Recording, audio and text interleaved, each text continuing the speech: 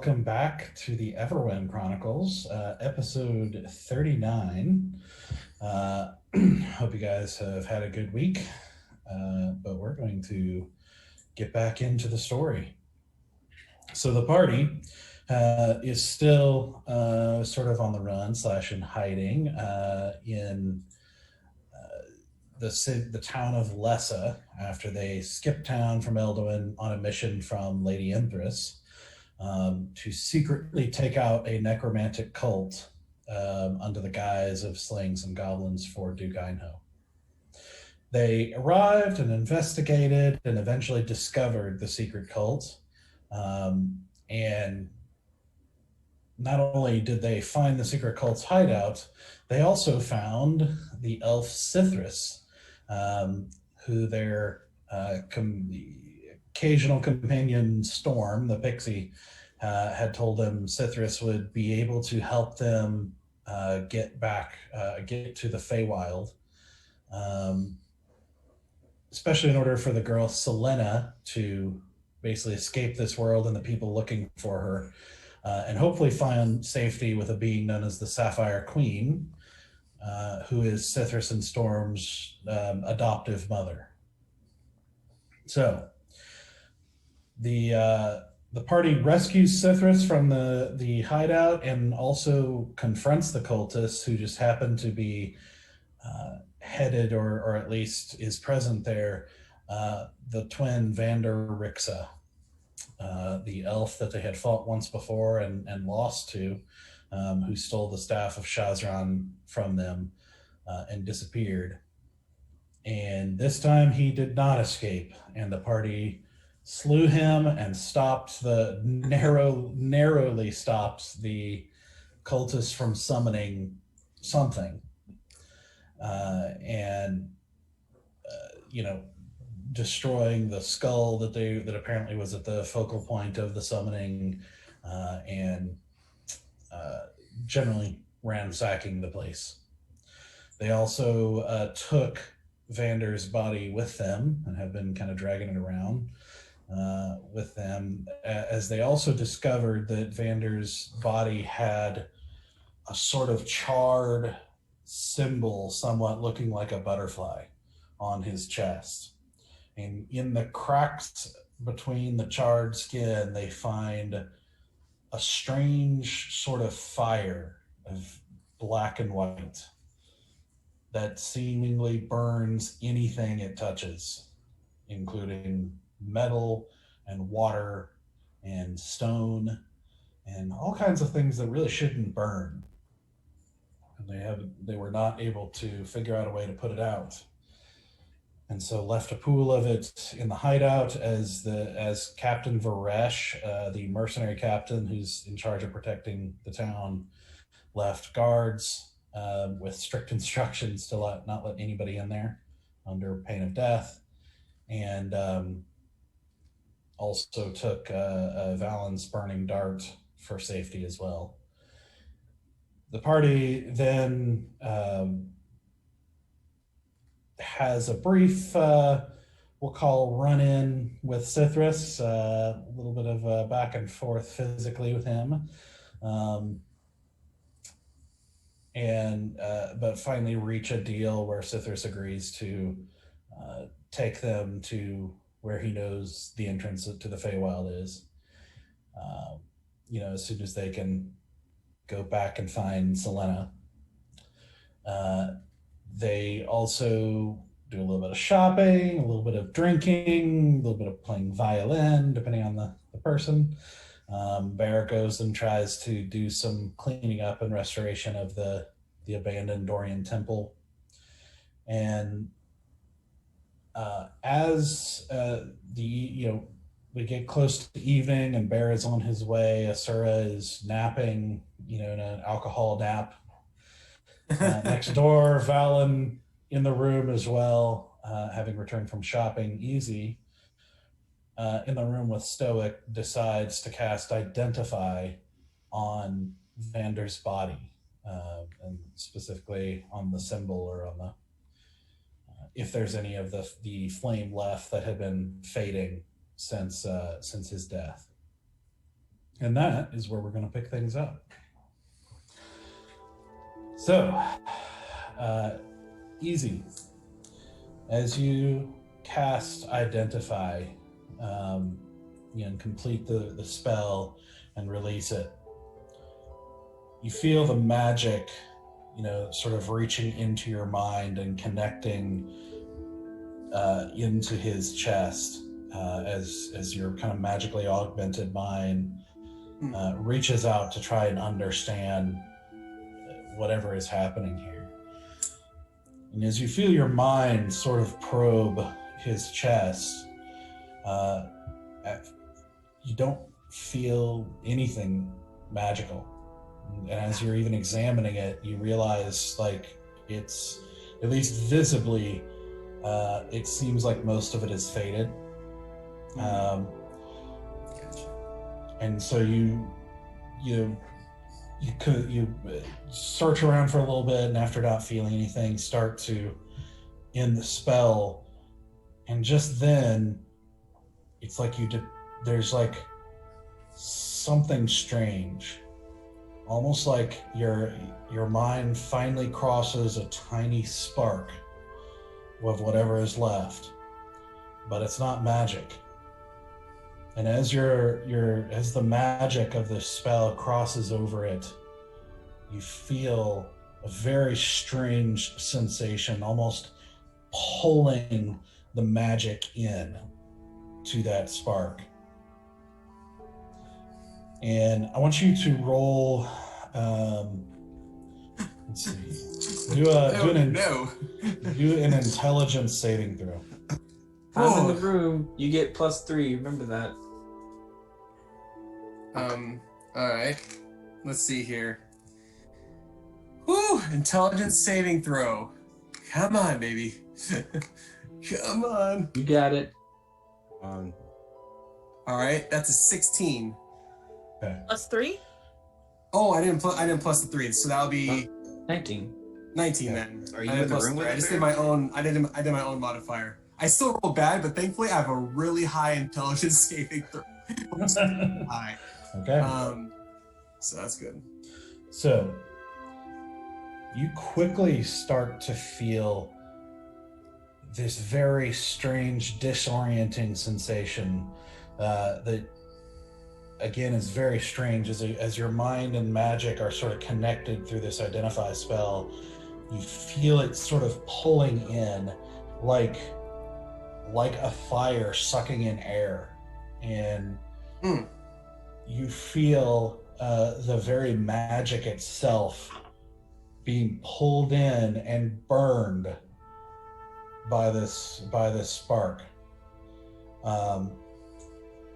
And you quickly manage to pull away and snap off the spell in sort of a panic. But you do feel like some of that magic has been drawn out of you. Oh. So essentially, you've lost another spell slot of that same kind. So it's like you cast it twice. Okay, so I got 2 You first still have the levels gone. slot in general, but you lost Okay. the spell. All right, sorry. Just like it got consumed, not gone. Yeah. Yeah. I was like, dang, There's a key difference. You just got it. I just got me actually. Yeah, no. Yeah. Woo! So I like, was going to the same place. Oh, man. Oof. And Yeah. you feel, you take a moment and kind of reorient yourself in the room, and it is a very weird and unpleasant sensation to have magic sort of ripped out of you. Yeah, I'd say so. So like in the beginning, like I like to when I do cast Identify, I want to make it look like Easy's like a chef, like kind of like prepping the smells to its face. But like it turned into horror as he was like drawn into the chest and just like he's like in a cold sweat, like actual like sweat beads coming off his face. And I turn to Stoic and I say, Stoic, stay away. Something's very wrong. Not magical, but very wrong. He pulls out his mace And says, "Are you okay?" I'm not sure, but I'm pretty sure that whatever's wrong in the center of that man is completely anti-magical. It pulls magic straight out of another person. I felt it leave me, which I've never had that happen before. It's very dark, whatever it is. I don't know what it is, but we should not investigate further. Wait, did you say anti-magical? You're not in the room. Oh, not the room? Yeah. I didn't say that. Opens the door. Did you say? Seinfeld's his way in. Kramer his way into that situation. That'd be. Should I get the others? Yes, we need to let everyone know what I just. He turns and goes next door and bangs like hard on the door for Val and Asura. Cuddles. I'll get up and answer it. Come next door. We need you. Cuddles. Walks back. I want to cuddle. Okay. I mean, are you coming, sir, or are you going to stay and No. rest? I'm gonna put my hood over with my new super warm cloak. I'm just cocooned in it and just and I'm just gonna kind of like awkwardly bring my like hungover self into the next room. As you guys exit the room and kind of walk down the hallway to the next room, you see Bear walking up into the hallway now. With White Claw, by the way. Cuddles. Me, the dog? Yes, and I'm just gonna come up to White Claw and just like scooch, scooch, scooch, scooch, scooch, scooch. Cuddles. Hey guys, what's up? I don't know. Stoic woke me up and he doesn't want to cuddle. Oh. Apparently we're supposed to go into the room. Stoic in his usual verbose self, he was very elaborate in what was needed, so.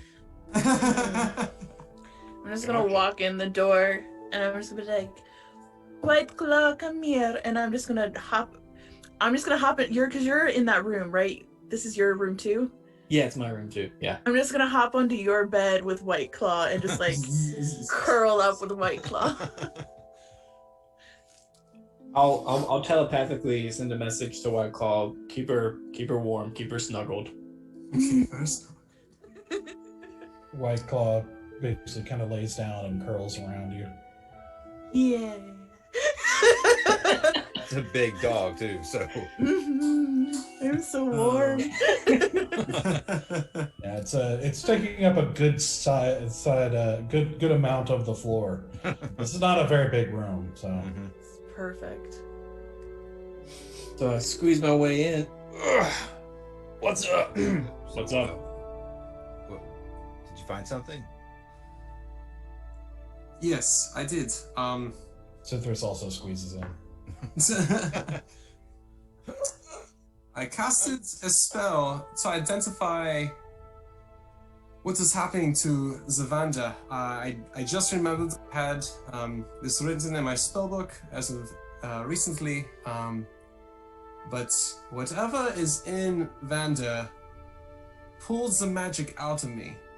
I've never experienced anything like that, and we should be extremely careful in how we handle his body to be examined, because it nearly ended my ability to cast magic. What do you mean pulled you in? I can't explain it, but it's as if it was drawing all the magic from my being out. So, Wait, how'd you break it? thankfully I was able to realize it before it was too late. Well, It's not magic. It's weird. It's not magic itself, but it has the ability of pulling magic away from out of other things. It's like when I was touching the fire before, it was like it was not hot and yet it was painful and yet it was everything and yet it was nothing. It was all consuming. Exactly right. Yeah.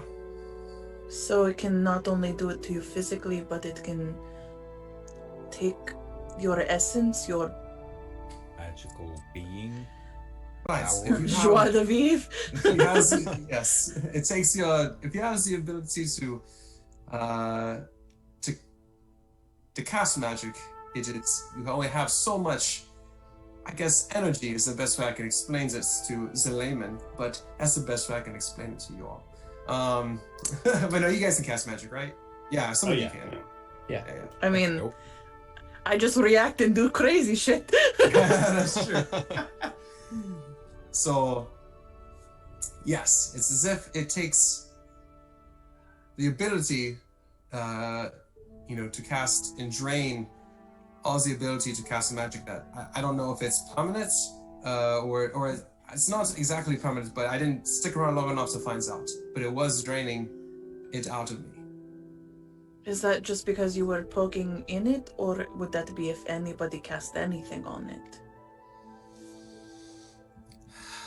My guess is whoever is going to identify this body for us is Octo or someone else of the clerical order. I would say that it's pretty much they have to be very skilled in with it because it is highly dangerous. If it takes the essence out of you, there's nothing you can do afterwards. I mean, will that make it impossible then to and I look at Stoic, speak with the undead or anything like that? Or speak with dead, you know what I mean? I don't cast that. It is not magic, I know. You're asking Stoic? Yes. Well, I already said I don't want to cast that spell. I know, I wasn't asking you to cast it. I was asking, would there be terrible side effects if anyone else were to cast it? Because aren't we taking the body back to Octo for him to poke and prod? The idea. why are we doing that again? Oh, for the undead thing. That's right. That's right. This is a man with immense wealth of knowledge that Yeah. we are just letting sit here and rot. Yeah. I want to know what is going on, and he is the only one that we have ever captured with the level of knowledge that we need. Mm-hmm. Yeah. No. That's good point. Stoic says, I'm not sure. It seems like it's something that burns anything it touches, apparently including magic. Maybe the power of children would be different. If anybody could do anything, it would be the gods. Doug, he's wearing a shirt, Vander, right? Yeah, just like a very simple, like nothing special, kind of like cream colored shirt that was And- kind of tied and up the- in the front and you like pulled it open. The butterfly tattoo is right here, right on his chest. Yeah, and it's like across his his chest. And it's not like a tattoo, it's literally like charred. Okay, Like blackened, charred skin. but whatever it's not burning his shirt or burning the cover we put on him. No, in fact, like even when you get close and examine it, you can't see the like kind of ember effect between the cracks anymore that you used to be able to see. You've been watching it kind of fade over time. I turned to Cithris. I don't suppose you've ever heard of this kind of magic or anti-magic or whatever this is. Well, I have heard of magic, Mm-hmm. and I have heard of anti-magic. I've heard. He looks at the bodies like I've heard of elves. Do you mind explaining what exactly anti-magic is? Because I don't know if I'm familiar with that. I think it's sort of a magic in and of itself, which doesn't seem to make much sense, but that's also why I sort of like it, I suppose. It's magic that makes non-magic. Magic makes not magic. Yeah, well, it's magic that sort of overrides other magic, or magic that's makes it not magic. Maybe if it's black, it sort of makes it white, or if it's wrong, that it doesn't makes make it any right. sense. And then I wink at Stoic. You got the idea. But it's typically I think magic. I mean, it's magic, but it makes it not magic. But would it do the same to trying to think like a thing I can do? I've got divine sense. I can tell when there's an evil undead spell within the area. Would it, if I use that on anti-magic, would it flip that around somehow? Oh no, it just doesn't work. Just doesn't work. Okay. Yeah, it's I don't know. It's like dead space. I don't know. It just sort of, it's like water on. If you try to light a fire in rain, it's sort of like that. It just sort of dies. It doesn't work.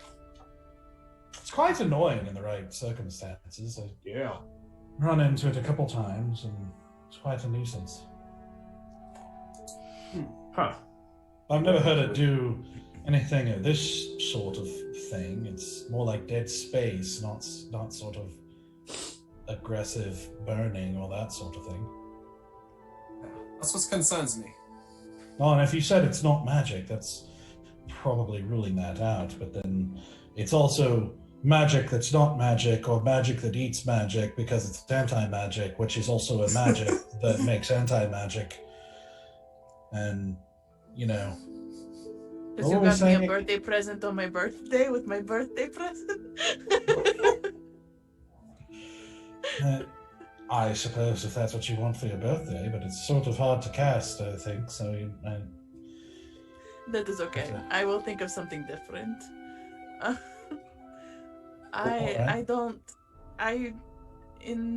feel pretty useless at the moment. I can stab things, and I can hide from things. I really am quite over my head in this particular instance. There is so much information that we need. It is right in our fingertips. It's right in front of us. And Stoic, I understand morally why you are making this decision, but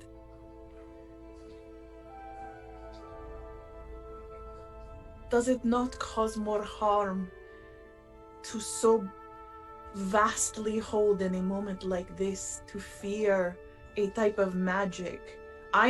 Don't get me wrong, I am not saying it is not a valid fear, but there is so much knowledge that we can glean right here, right now, that we may not get another chance to collect. And it is vital if we want to save this entire land, which you have made very clear when I had my doubts just a few days ago that I needed to buckle up and get on the program. Well, I am buying in. I'm buying into your program. We are woefully ignorant of what is happening.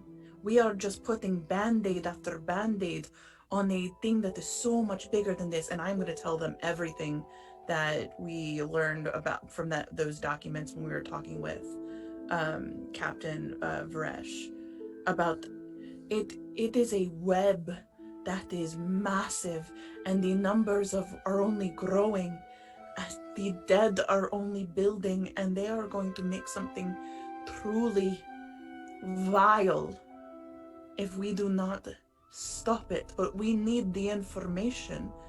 We can't just keep getting lucky, bumbling into a circumstance and just waving our hands around and hope we're going to get there in time, because we almost did not make it. We got very lucky. Sithris sort of like leans over and like sniffs you for a second, and he's like, "You're pretty articulate for a drunk." Thank you. I appreciate that. I am very hungover right now, and my head is going to crack open any second, and the fact that there is two of you standing there is really disconcerting. But there is one thing I am very good at, and that is keeping my wits about me when I am fucked the fuck up. Stoic says, I'm going to go back and cuddle. "I'm sorry. I'm not going to risk making another bad decision. I have already lost my soul. I can't play around with this anymore. We can ask Octo and see what he says." Mumble to White Call. I liked him better when he was a renegade.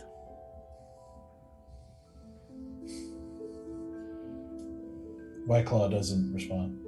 That's perfectly valid. That's exactly what I like. I like a man who doesn't respond, or a woman who doesn't respond. Just listens. Just listens.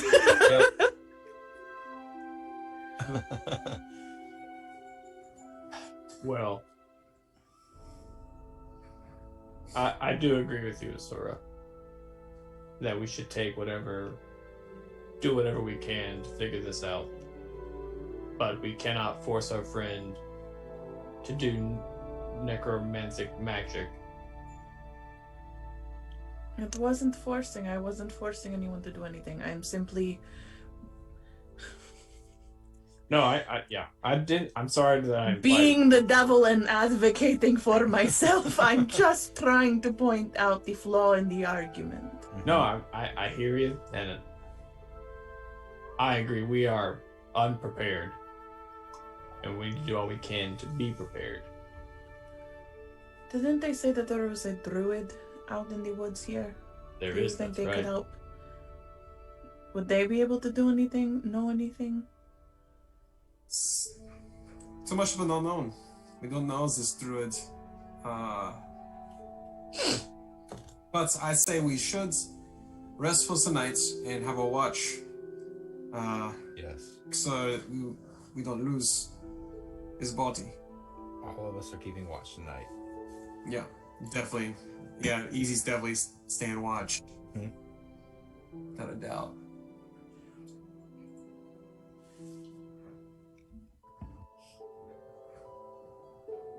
And with that, I'm going to take the potion of watchful rest out. Okay. Because Easy's pretty freaked out about this. He's probably the more serious you guys have ever seen him in a long time. More serious than when he almost died. No, it takes his magic away, damn it. That's for him alone to do, to That's ruin. right. I'll let you do it. Only I can screw myself up. That's right. Okay. All right. What does watchful rest do again? For some reason, it's not pulling up on my description. Yeah, I'll pull it. basically, the magic can't put you to sleep, and you can stay awake and still gain the benefits of a long rest. Okay. Cool beans. I'll say, hey guys, I'll stay up for the whole watch. You can take some rest. Okay. I mean, if you're fine with that, I definitely could use the sleep. And I'll leave White Claw to keep you company if you need her. Thank you. I mean, I understand, but like, Okay. Well then, Bear, you're going to have to cuddle with me then. What about Valen? And also, what about Stoic? Valen is not... Okay, listen, Stoic and I are having a tiff at the moment. Oh, okay. Valen, we don't cuddle like that because we are not like that. Coupled with the fact, have you seen him? He is very svelte. He is not very warm. You are a very massive creature and you are very warm, and I am very hungover and I really just want warmth and cuddles. Do we all want to try to stay in one room tonight? And It will be a very intimate gathering, that is for certain. it was just a suggestion, a question, I guess, because that way it's harder to surprise 5, I guess 6 of us if White Claw is going to be around the rest of the night, or 7. I don't know if Citrus is hanging around, but strength in numbers. Yeah, I'll say so. That's fine. Also, if we're all in one room, we could all get attacked at the same time. If we're in 2 different rooms, at least we'd have a backup plan. I don't know. The A team and the 2 team. Yes. I don't know. I'm not so fond of the, huddling up together and, just, doing... I just don't want to stay in this room.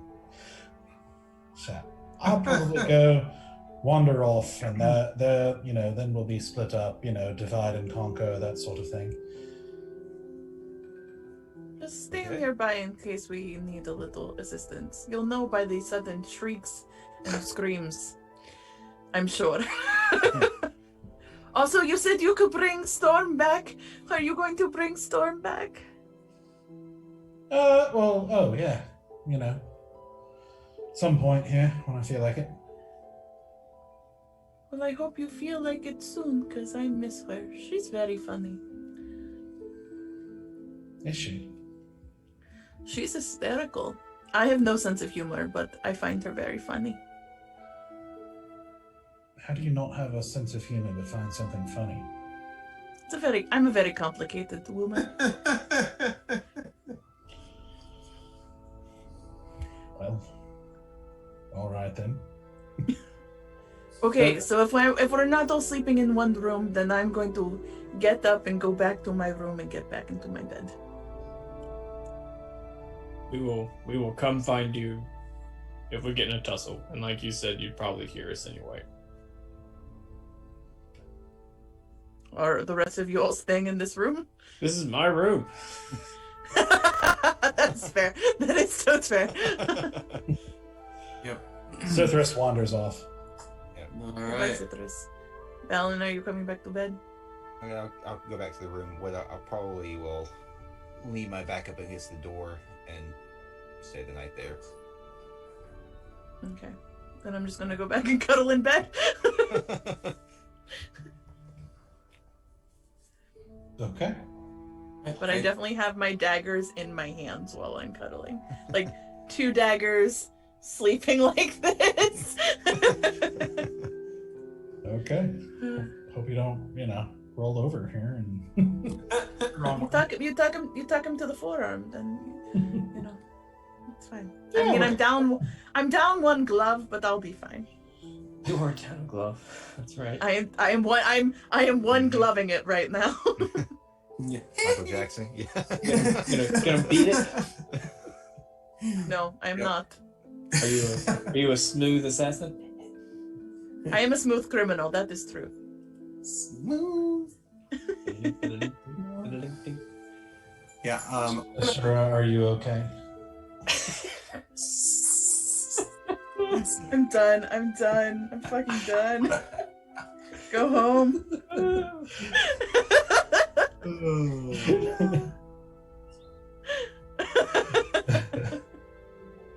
Well, when everybody or most everybody leaves the room, I'll send a message to White Claw to stay with Easy if anything happens to wake me up.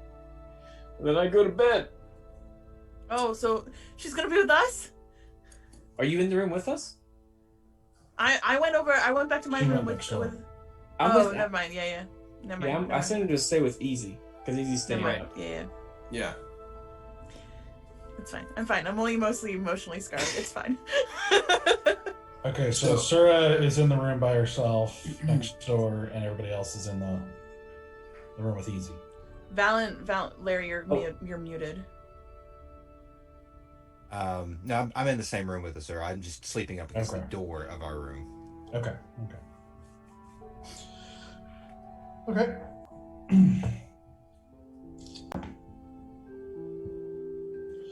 All right. So it makes me nervous. Every time. So, as you guys settle in and Easy, you stay up and sort of contemplate the disturbing events. Asura, you have a little bit rougher sleep as you have recurring flashes of your hand and that feeling of gripping the vial as it starts to burn with this strange fire, and just constantly being like taken back to that moment in the dream where you saw the sphere breathed in flame, and just those feelings, all those contradictory, horrible feelings, just over and over again. And so you have a bit of a rough night. You still get a long rest, but it's rough. Valen, you have a little bit better sleep, but you also occasionally have a few flashes from having a little bit closer encounter with this stuff as well.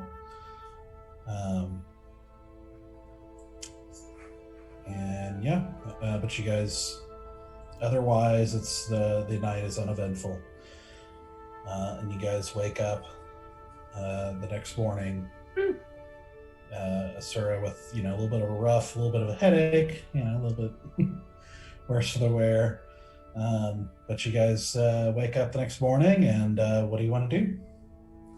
Water. I want to drink water, and I want to eat strawberries, and I want my dry mouth to be wet.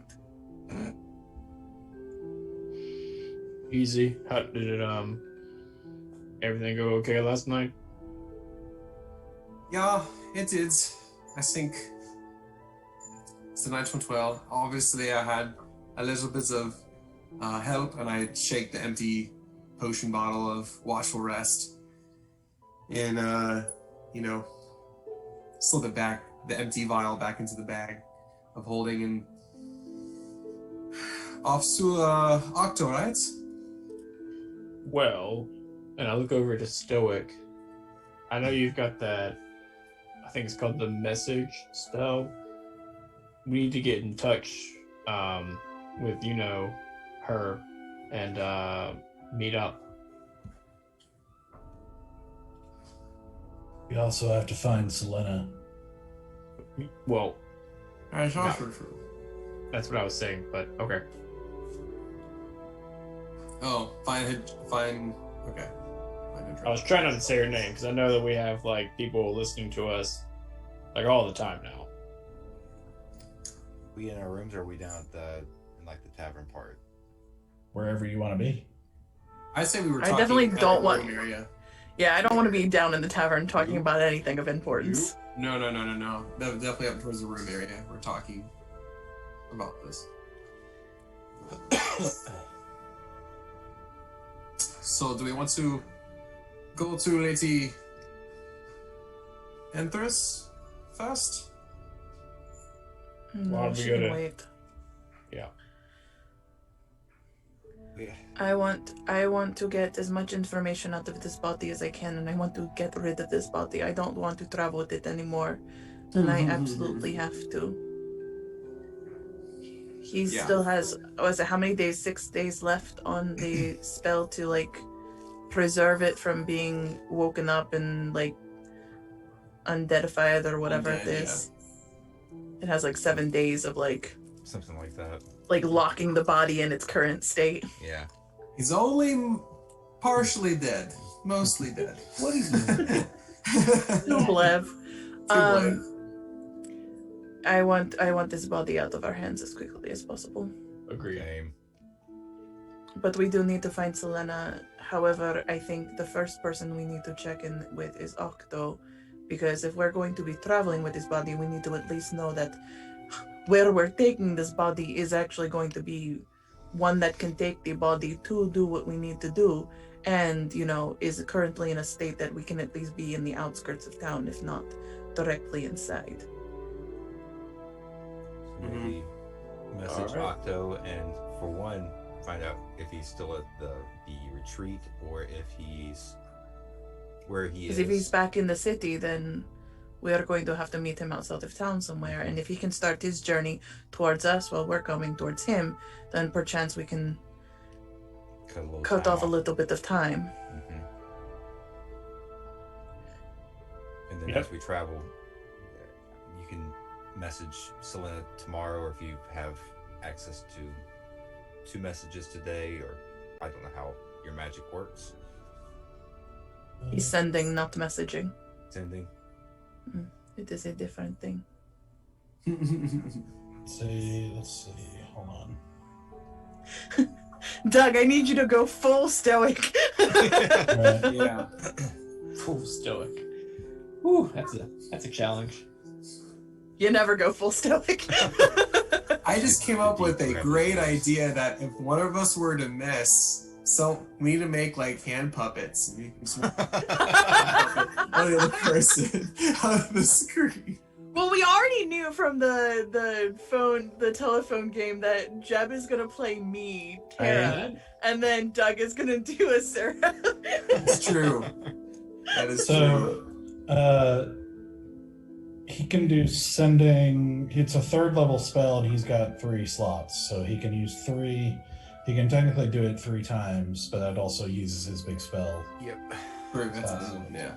I imagine you'd only want to do it once a day, knowing Danny, or at most twice. Right. Depending on how we're doing what we're doing. I mean, for that kind of thing, that's going to be up to you guys. Yeah. Okay. Yeah, I would say Octo is the first person we need to talk to, because we need to figure out what we're doing with this body. Precisely. All right. What do What message? What do you want to send? What do you want to say? 25 words. To say, you know, Octo, we have,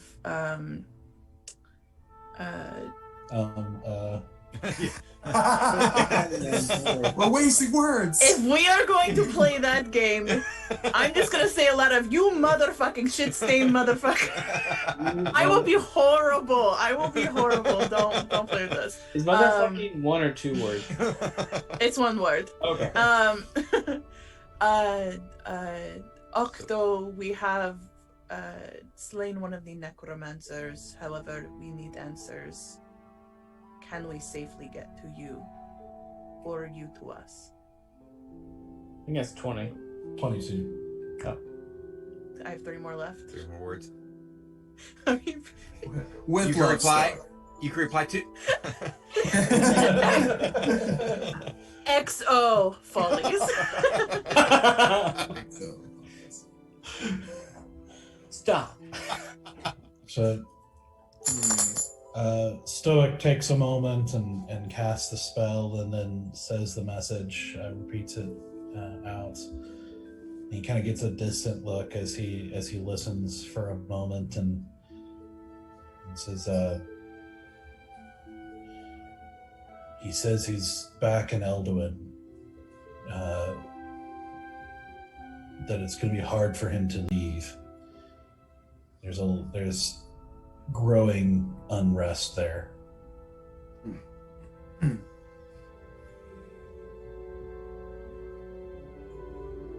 All right.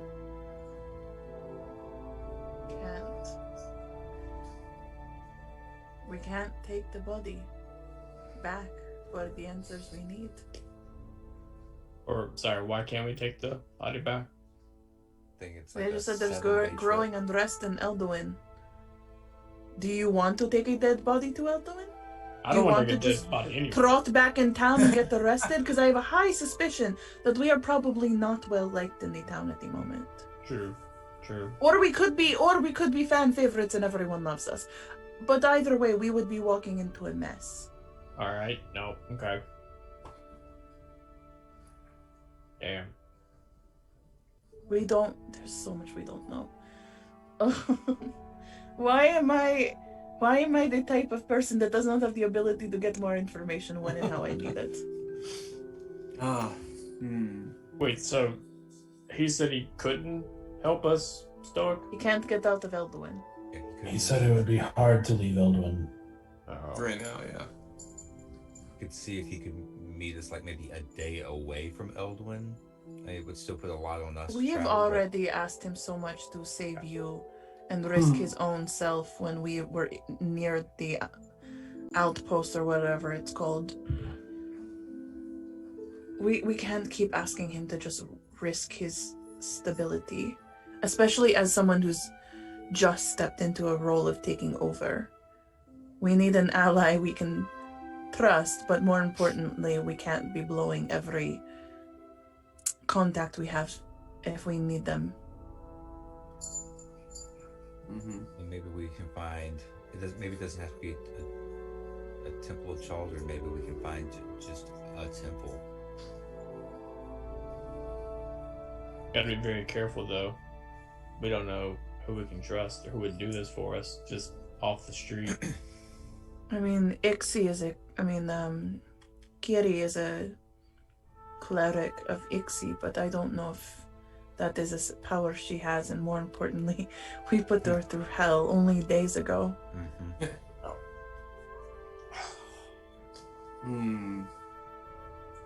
Oh boy.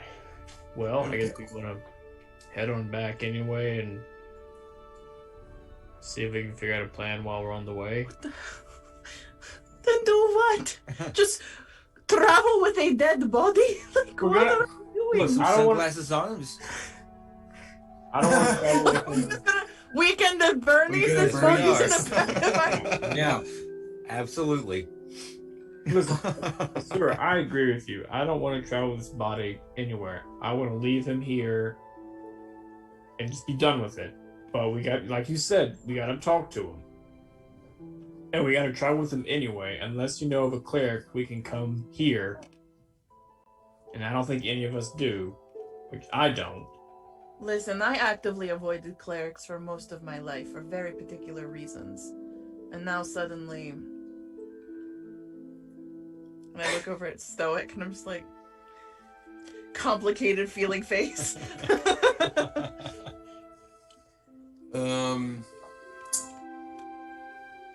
Do you think we can trust Lady Enthress with this information? I was starting to wonder the same thing. Look at Enthress talk to the dead. She might probably has be- connections that does, yeah. send someone our way. I mean, this is her province anyway. I mean, she did send us here to clear it out.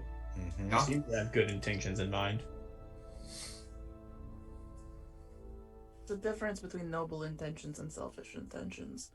And both look the same from the outside. True. I should know. Yeah, I think that's the best option we have. If we want to get answers from Vander, we aren't going to travel back to Eldowyn.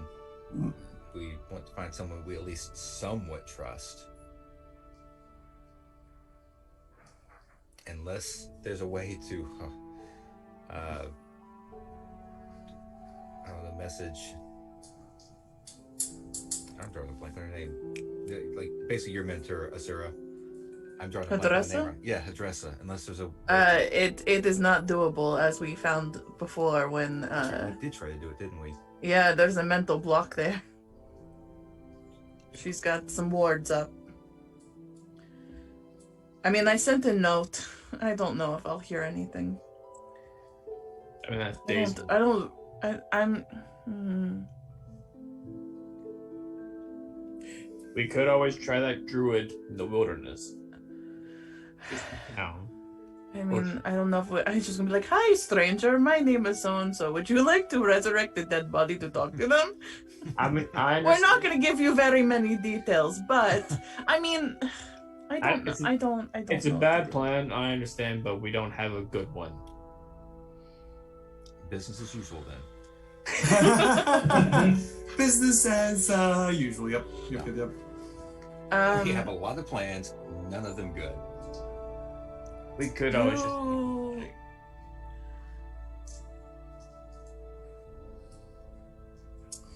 I think Enthress is our best choice. Oh, That's what I've got. Yeah, Easy would also say the same thing. Based I'll on let what you we're figure doing that right now. out. I'm gonna get myself pulled together, and I'd like to go back and talk to what's his name? Big burly Goliath dude that has the warehouse. Oh. What is his Gosh. name? Voltan, yeah. Yep. Right? Yeah, I'm gonna I need to pick up my Voltron. I need to pick up my silver dagger this morning, but I'm gonna basically pick up my silver dagger and make a beeline for Voltan. Okay. So you're going to the Shining Empire and then Voltan. What is everybody else doing? You going with her, or are you doing anything else? What am I doing? I'm sticking close to the body, which is being transported by Stoic, right? If that's what you want, yeah. I mean, Stoics I are left y'all passionate. still talking. Like, if you're gonna message like Lady Enthress, I don't want to be in the room for it. Like, I'm a little lost and I'm trying to find answers. That's it. I will go back to Varesh and see if I can get some soldiers to accompany me. Go back down to the crypt and just make sure that they're doing what they're supposed to and they're not messing with stuff they shouldn't be messing with. Okay. I would hang around with Easy. I guess Stoic would be hanging around. Yeah, me, Stoic, and Valen. Okay.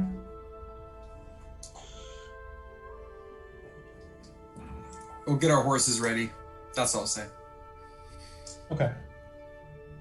Didn't we ask Varesh about getting a wagon? I think we asked Varesh about getting a wagon. Ask him. I can pick that up while I'm Yeah. out. Check with him on that. See where that Okay. stands. Okay. So Asura and Bear, as you guys go down into the sort of tavern area of the inn to make your way out, you do see Cithris sitting at a table counting money. What? Zoop! Cithris! Where did you get all the shiny coins? Oh, I sold a wagon. You motherfucker. Cithris, What? dear heart. We need the wagon back. We need a wagon back. Was it our Was wagon? that our wagon? Or was that just some random person's wagon?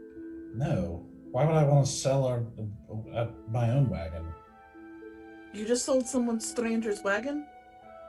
It was lying around. Why not? See, here in this plane of existence, there is something called possessive ownership. And in many cases, someone claims responsibility for the thing, and so only they can sell what are it. you doing? You're going to return the money to the person that you sold the wagon to and bring the wagon back for the person who owns the wagon. That's what you're going to do.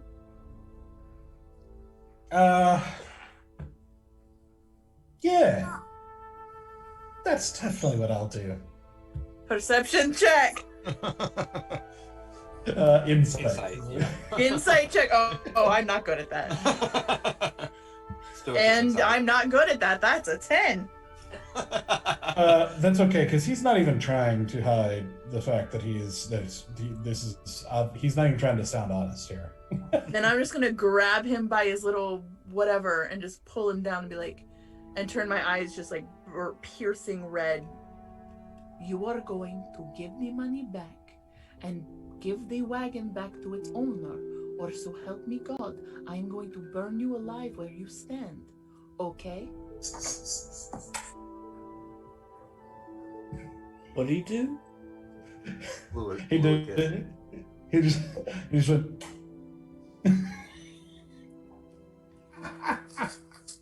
It's just Barry, you're the only one with it right now.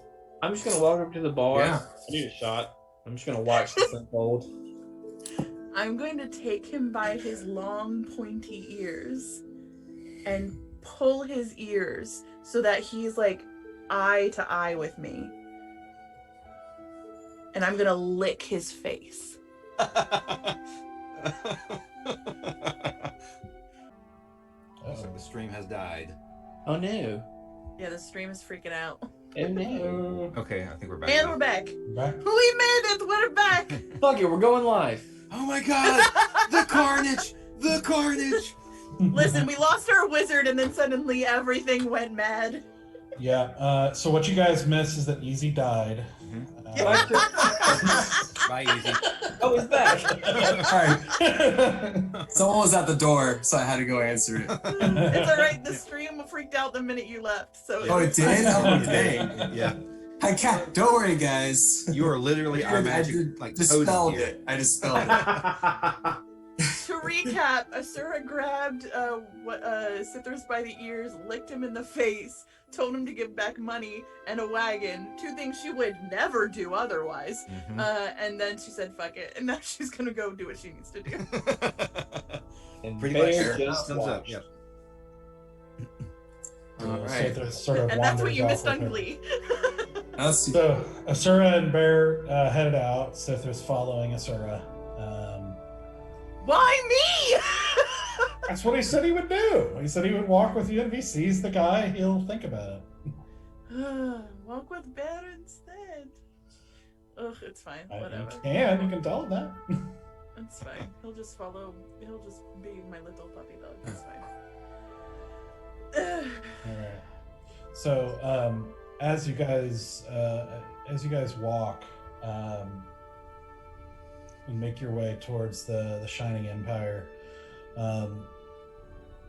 Cithras is sort of like you're walking with a little more purpose, but you see he's like sort of like just curious, like walking around, like just looking at everything and kind of meandering, like more than walking. But at one point,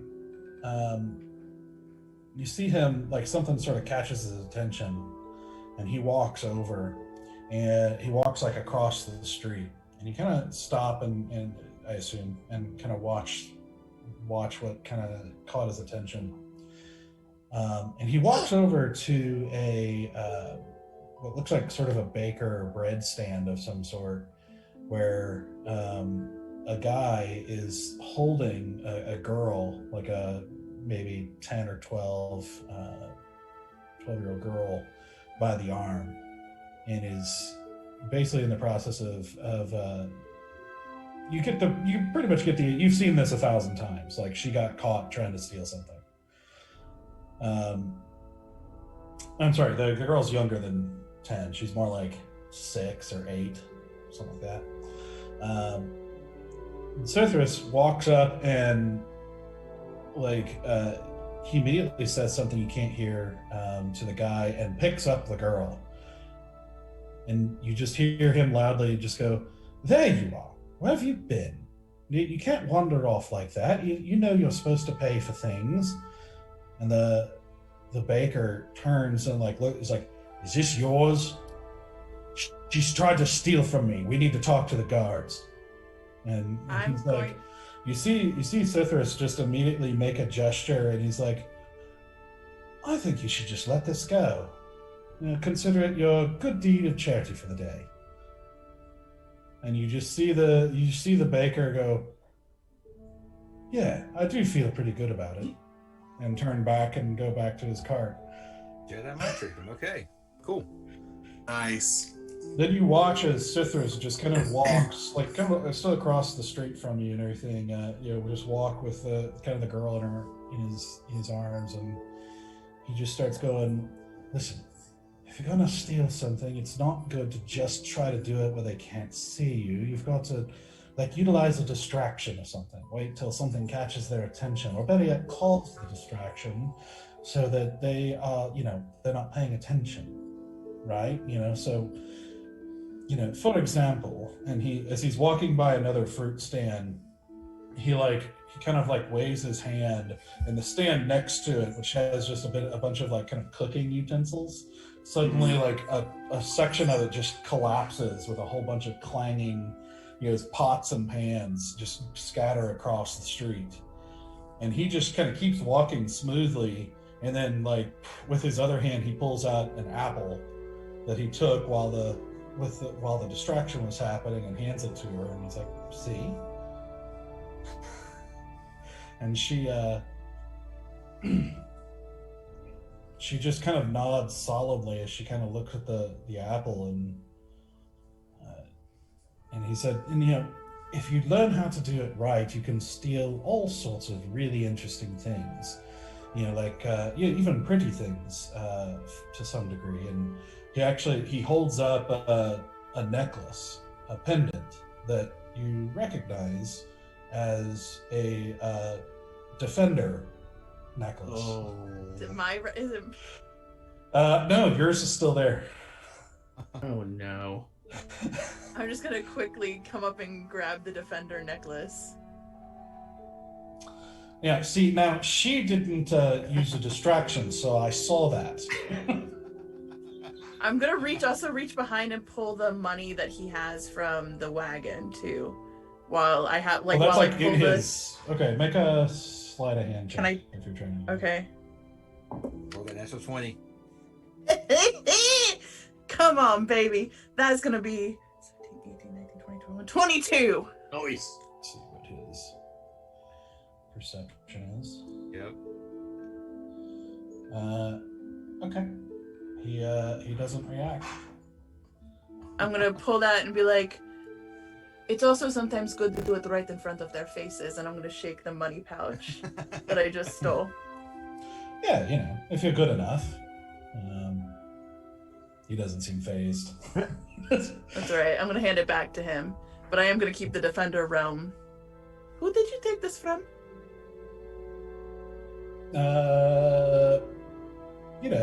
It was just sort of lying around.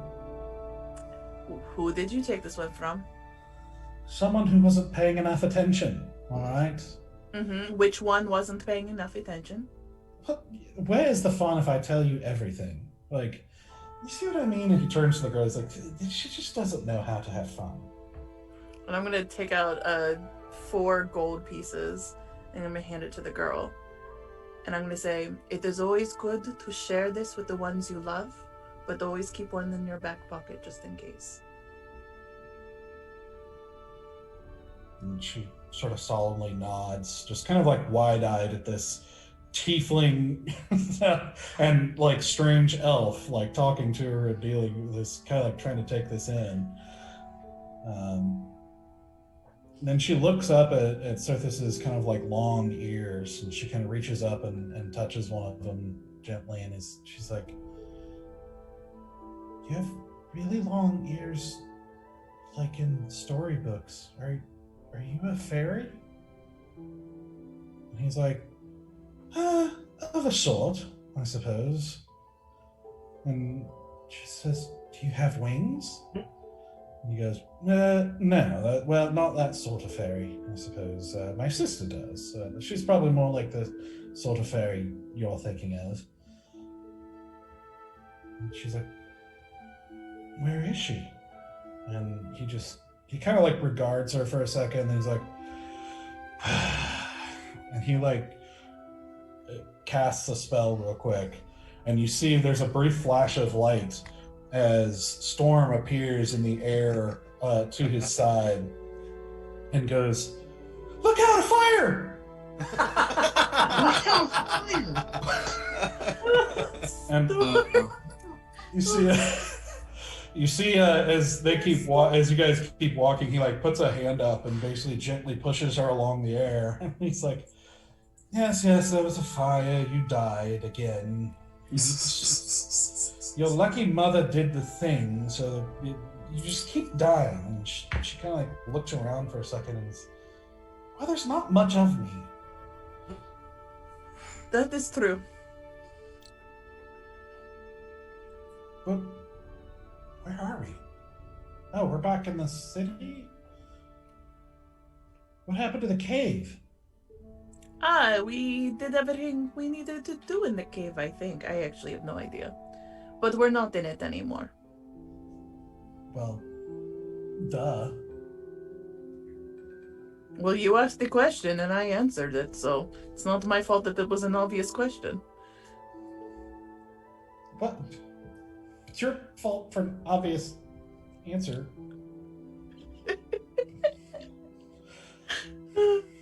Finally get one up on the fairy.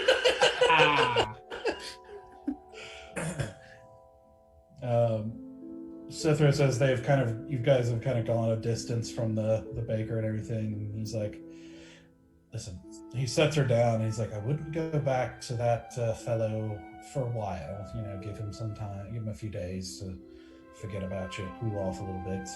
He's probably not going to be happy in a little while. Well, it's nice talking to you. I guess run on home. She just kind of goes, I don't really have a home, and he says he kind of looks for a second. He's like, homes are overrated. Do you have anybody you can trust, like friends of the sort? She nods, and he's like, all right. And he kind of looks like just pats his robes and his clothes for a second, and finally pulls out what looks like a small seed, like a bean-sized seed.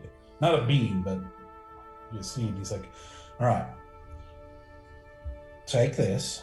I want you to find someplace that's secret, someplace where people are not going to know this is there, someplace secret that you can grow a bush of some sort and plant it. And the next morning, and every morning after that, you're going to have some food. All right?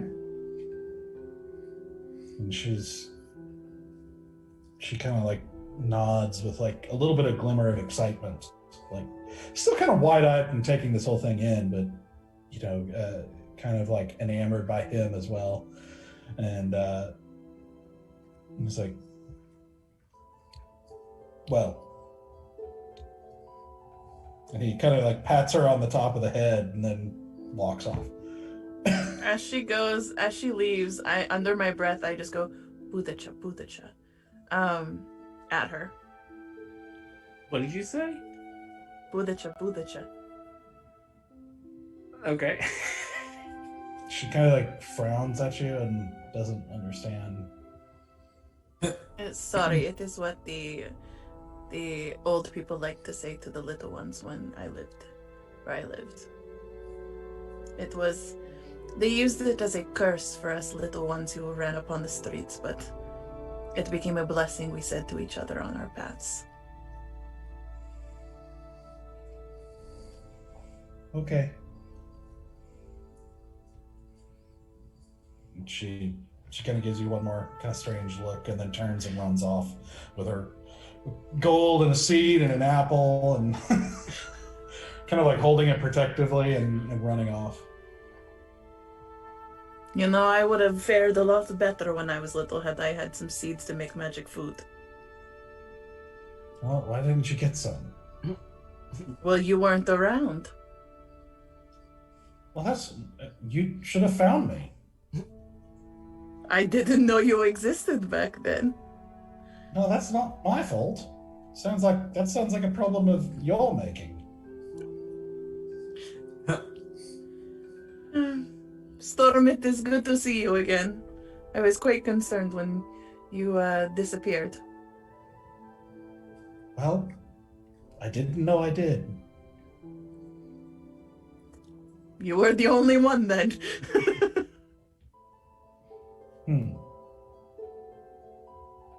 Well, I guess it's good to be back. Well, now you can get in some more mischief and eat more strawberries, so that is good. Okay. As you Storm, see, I do have a question though before you pop away and do a little mischief.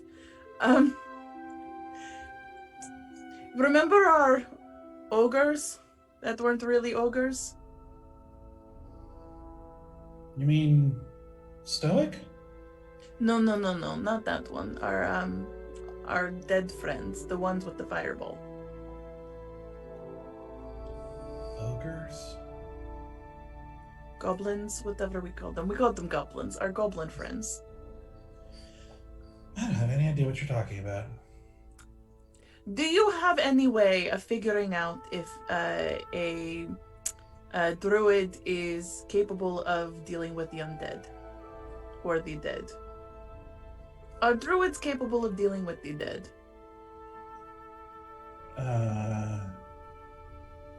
I haven't really known many, and I didn't really ask. Okay. No, I was just asking. Why would you want to do that? Because we have a dead body in our presence at the moment. Well, not at this moment, but Stoic's got a dead body, so, you know, we've got to deal with that. I thought you were like wanting to fight dead bodies or something. Yeah, we did that. We succeeded in that particular thing. But now we have one. If there's still one. Yes. Well, it's not moving, it's just laying there. Yeah. Forget that I asked. I feel like I may have gone down a tangent that was not going to be helpful in this particular circumstance. I am very hungover. But you're on your feet. What do you mean? Hungover what? It's more of a state of mind versus a physical body. Don't worry about it. Have fun, eat your strawberries, get in trouble. Don't get hit by fire anymore. That would be great. Okay.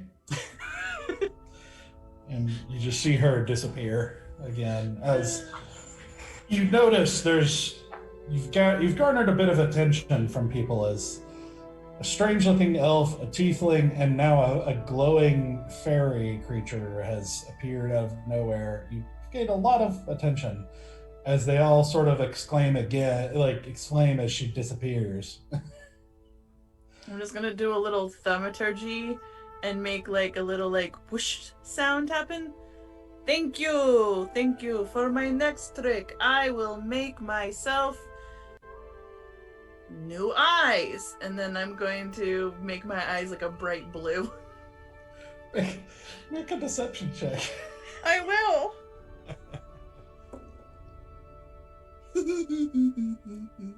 That is going to be an 18. You see like a lot of them just sort of give each other kind of like confused looks and everything as one or two of them sort of go. It is a work in progress. We're still working on the show. It's fine. Thank you so much. I'm just gonna keep on walking. All right. You eventually make your way to the Shining Empire, where all you're doing is collecting the dagger. Yeah, I'm just picking up the dagger. Okay. So yeah, you're able to do so. She has it ready and technically got it done a little bit early for you. So you're good to go there, and then you're headed to Voltan's warehouse. Bear, so you head off to check on the watermill first, right? Well, yeah, I guess I'll swing by there, see if the gateway is open. Okay. So you go by and you see 6 steel stakes kind of posted around and watching, and as they see you approaching, they kind of like get ready and kind of put their hands on their weapons and then realize who you are and somewhat relax. But the entrance is closed. It's well guarded. They seem to be not letting anybody near it. Good eye. Guys, you guys were on your game. Who's in charge of this little outpost? Captain Varesh. I mean, you literal 6 men. Who is in charge of you 6 men at the moment? I guess that's me. Perfect. Just wanted to stop by and give a status report. Anybody come by looking at it? Did you get anything out of the crypt? Anything like that? We're not allowed in. We're just told to keep people out. Good answer. Has anybody come by to come down? No. All right. Okay. Which way is Varesh? He's gonna be at the People's Hall. Good work, soldier. Carry on. Okay.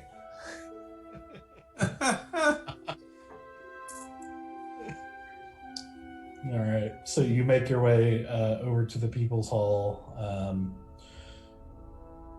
and you can see there's a bit of a commotion, as not like a violent commotion, but there's a bit of a commotion as there just seems to be a crowd of people just inside the wall.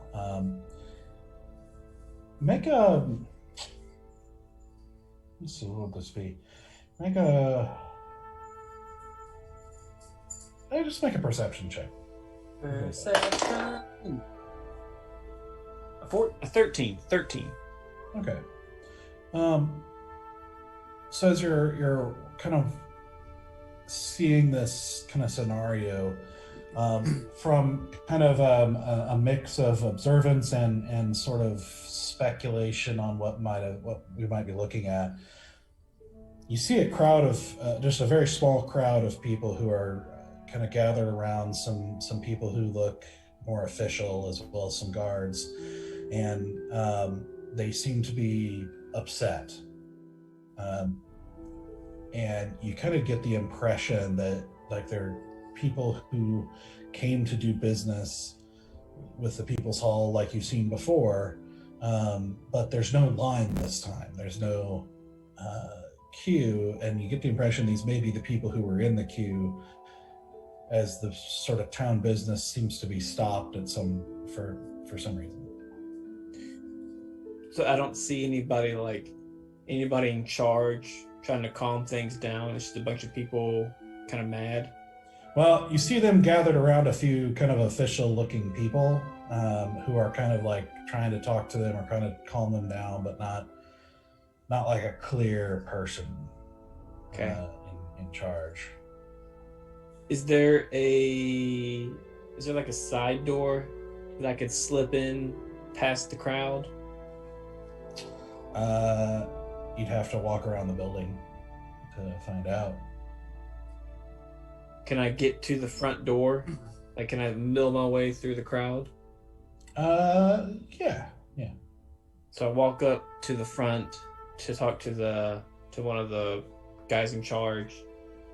Excuse me. Hi. I don't know if you know me. I'm Bear. I need to speak with Captain Varesh. We were the ones that kind of did the whole thing yesterday. He'll know who I am. You see a kind of like skinny, kind of older man who's just dealing with this kind of like crowd that's all trying to talk at him and everything. He just looks very stressed and very like trying to talk to individuals, and like, I assure you, we will try to get to your matters as soon as we can.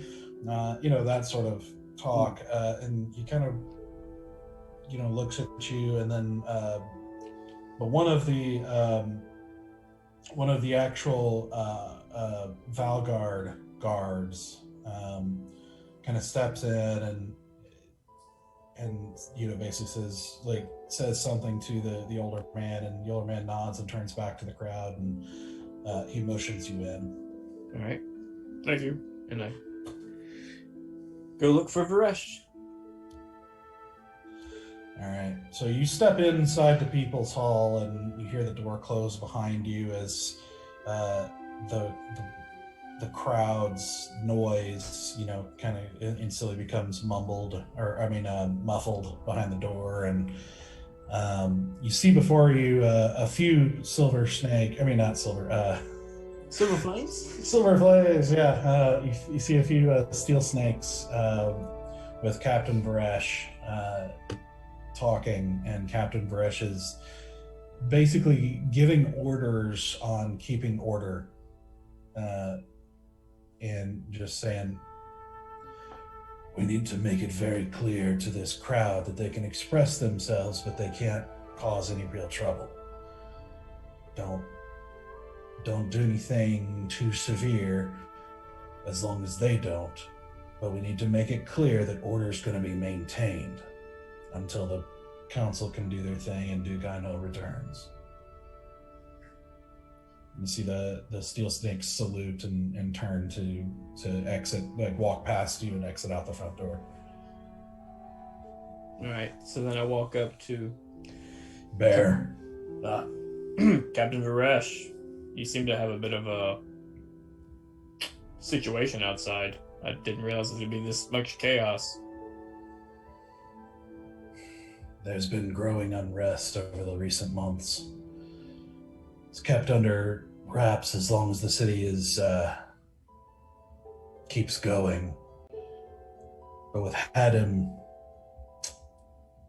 passing, we'll say, the council has to elect a new temporary leader until Duke Einho can return and appoint a new one. But honestly, it's a short delay. They'll pick somebody today, but it doesn't really matter because people are upset over everything in the kingdom right now. Understandable. So we have to keep this under wraps before the whole city Gotcha. decides to do something about it. By the way, what are you telling people what happened to Adam? The official story is that he had an unfortunate hunting accident this morning. Adam, unfortunate hunting accident. Copy that. I stopped by the mill. Just wanted to make sure that everything was fine there. No visitors. No one taking anything out of the crypt that shouldn't be taken out. Everything's fine. My men know what'll happen to them if they disobey. I like that. Trust me, the 6 men I stopped, they were good.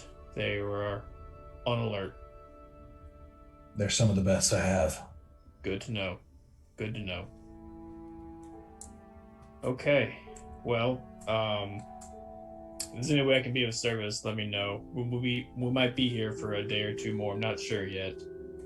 I did want to ask about the wagon. Have you been able to procure that yet? Yes, it's waiting out front. You should go out the front gate and to the right, and you should see a wagon with a couple of my men. Okay. Is there a horse there with it as well? Yes. Perfect. Okay, thank you very much. I will definitely take that off your hands.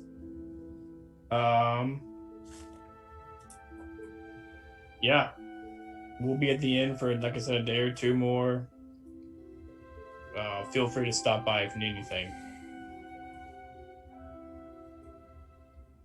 Well, I'll be here trying to keep this under control. Mm-hmm. Oh, I did just remember, you mentioned about Duke Einho. Any word on him? Not yet. I mean, it only happened yesterday. Where did he go in the first place? Do you know that? Out west. Last I heard. For what reason? He goes on what he calls business trips. He goes out. I mean, it's not uncommon for nobility to travel to each other for business dealings with each other, trade deals and the like, and sometimes just visiting each other because the rich are bored. Mm-hmm. So wherever he is, I know he went out west, and my man will find him. Okay. But it takes time. And do you trust Duke Einho?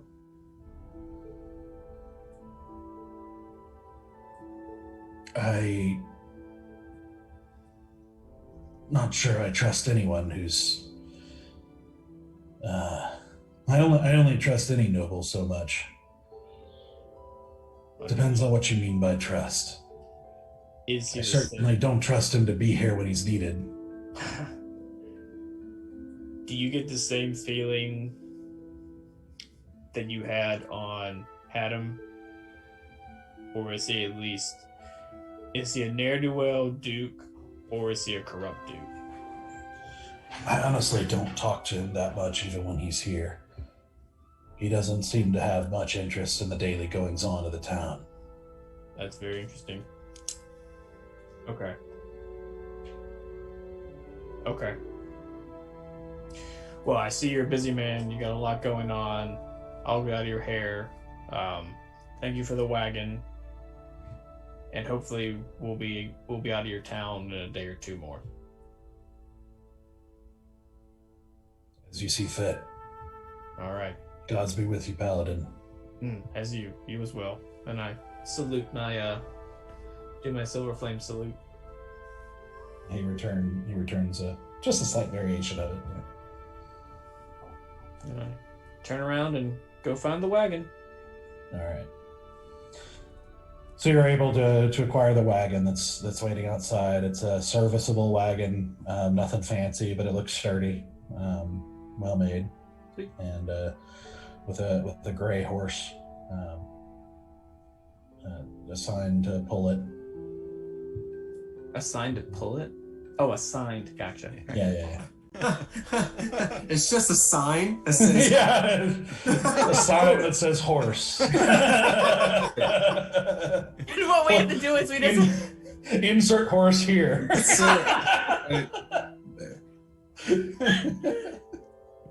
it doesn't come with this was just the display model. it's It's the working title. Right. This is the one that you see and you can enter your name in to win it, you know? Oh, Right. keep your hand on Yeah, you gotta keep your hand on it, can't let go.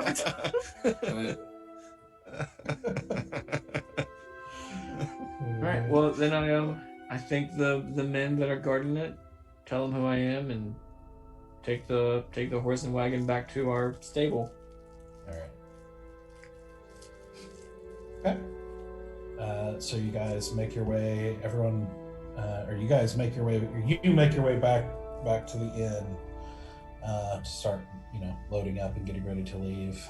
Asura, you make your way to Voltan's warehouse and kind of make your way inside as you see again that busy bustle of men carrying and loading and unloading wagons with various crates and sacks and sometimes larger crates and that sort of thing as again Voltan is standing up top in the sort of balcony area overlooking and correcting people and yelling at people for being too slow and that sort of thing. You see that kind of hulking Goliath figure once again. And up the stairs, back up to his little overlook and stand next to him. Yes. And then Thieves Cancel to say, thank you very much for that information. We found it very helpful. You have taken care of the problem then. We believe so, although it is hard to say. I think the issue is far more widespread than just here. I would be careful. What I hear. That is why I wanted to reach out to you. I'm sure you're going to hear a lot of hustle and bustle the next few days, but it seems Haddam was part of the problem, not part of the solution, so he's been removed. I'm sure they're going to put someone new in his place, but I don't know what type of person that is going to be, so just wanted you to be aware that there will be a change of hands locally. My question was more, I am, to be honest, completely out of my depth when it comes to the underbelly of this realm. And I know that you are not in it anymore, so I do understand that these are not questions you can answer, but I need help. I need help making connections, and I need help communicating more effectively with different groups in this area. I am throwing notes into the wind and hoping someone finds them, and it is not a viable long-term solution to communication.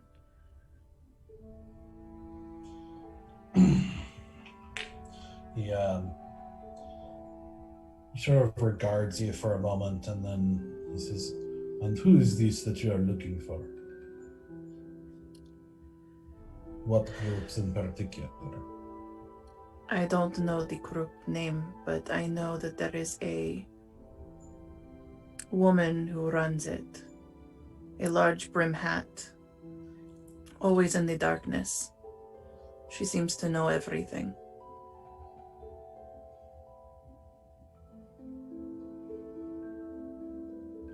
She seemed to spend time in Eldowyn proper. But I don't know what organization she is the head of. This is all you know.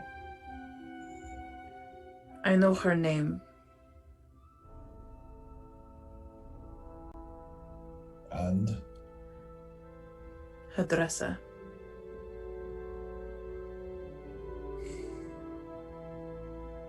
I have heard rumors of such a one. She seems to... It's been hard to confirm, but it is seems to be someone who is playing games, but it has been hard to know for certain because in most organizations they stake claim on certain things, and so you know what things they control for the most part, if that makes sense. Just as the smiling man now controls quite a bit more, thanks to, and he kind of gives you he kind of like tilts his head at you a little bit. He's like, thanks to a certain group that seems to have recently caused trouble in Eldowyn.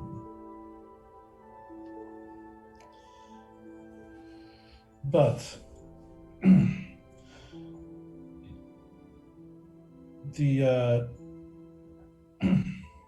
it has been odd because she does not seem to want the same things or make direct war with any of the other organizations. She seems to simply interfere and disappear.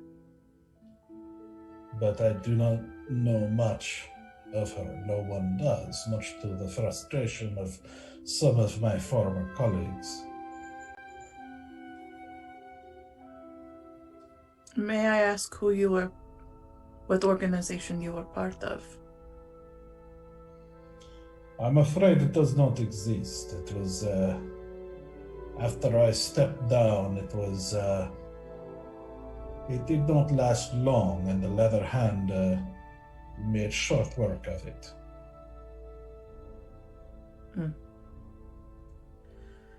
It is hard to tell who is... It is hard in this entire organizational structure in general to find allies in all of this, but it is hard when you are both a ne'er-do-well but not nefarious, if that makes sense. If you say so. For me, it is easy. Trust no one. Yes. I did that for a time. It was certainly easier. It is why you are alive. One can say that, yes. There are other reasons too. I'm afraid I do not know how to find this one that you seek. Do you know the communication channels that are more frequented? That could be easier to see by those who know where to look? I just don't know this communication channel very well.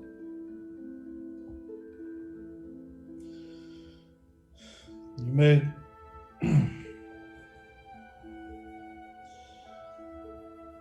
I am not personally involved anymore, as you know, and so I am not as familiar with all the goings on as I might have been at one time. There are, of course, organizations that you can seek to try to find information, such as the Smiling Men or the Sacred Face. I don't think the smiling men are going to be eager to want to assist me. Is that so? They've made their opinions known. Have they? I think it is better if I politely respect their space and leave it at that.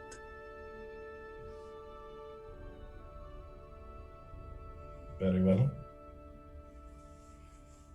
There are certainly certain individuals within that organization you do not want any part of. I think I met one of them. I did not like it. Which one? The creepy, tall, skinny one. You see him sort of like shift his weight just slightly, and the Bone Man. The Bone Man? Bald. The Bone Man. Tall, white, not human. Yes? Creepy face, yes. Spindly little fingers that are very long and smells exactly like death. I have heard the stories of this one. He is not one you wish to cross. And he is more powerful than he seems. And he seems seems pretty to- powerful. He seems to be one of the only ones who has actually seen the Smiling Man. Well, that's even more uncomfortable. Considering how protective and secretive the Smiling Man is, yes. I would not, I would take seriously anyone who has earned his favor that way. I understand.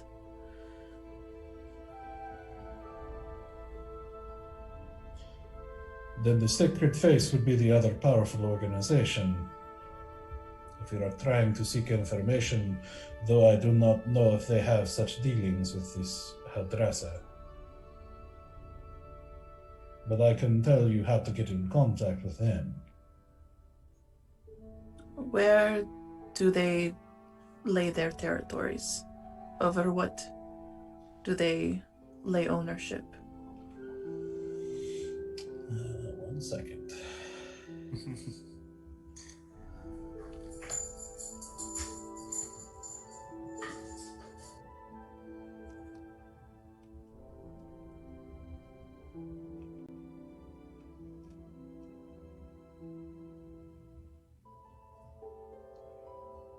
Very similar to the Ludacris's different area codes.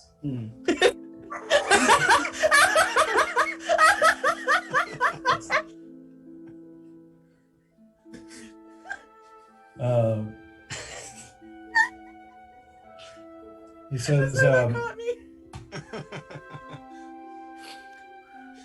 all right. From what I hear, what I am told, there has been quite a bit of upheaval in the underworld since Kotok fell. The Sacred Face and the Smiling Man both scrambled to acquire more territory and ensure that the Leatherhand did not rise up again. And as far as I know, that has been successful. But if the underworld is at war with each other, it's hard to know for sure what properties might be owned by whom at this point. But if this is not changed and you wish to contact them, you may go to the Temple of Mask and ask for a man named Dice.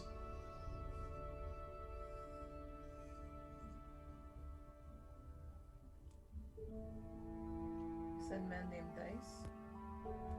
Yes. Where is the Temple of Mask? It is in the Ash district. And the part I did not catch that. The Ash district. Ash District.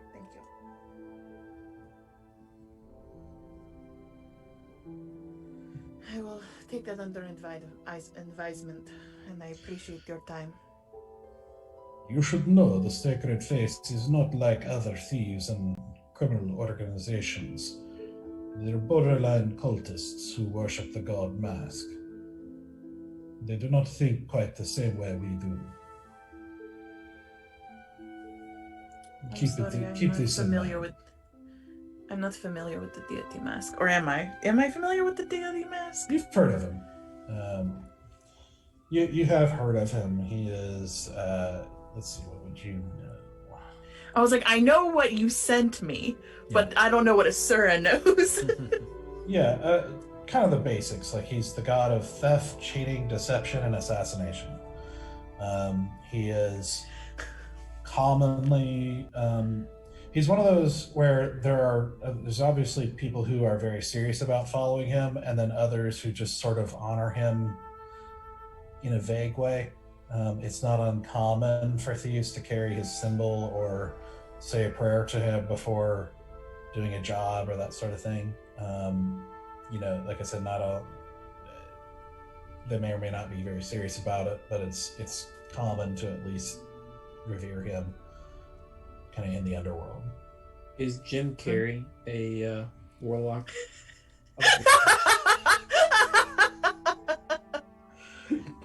Okay. Yeah, and I am always a little wary when it comes to those who worship things that are not in front of their faces.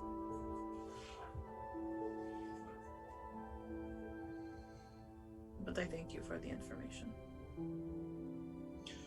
Consider it a gift for ridding us of the problem that is most inconvenient. Most welcome.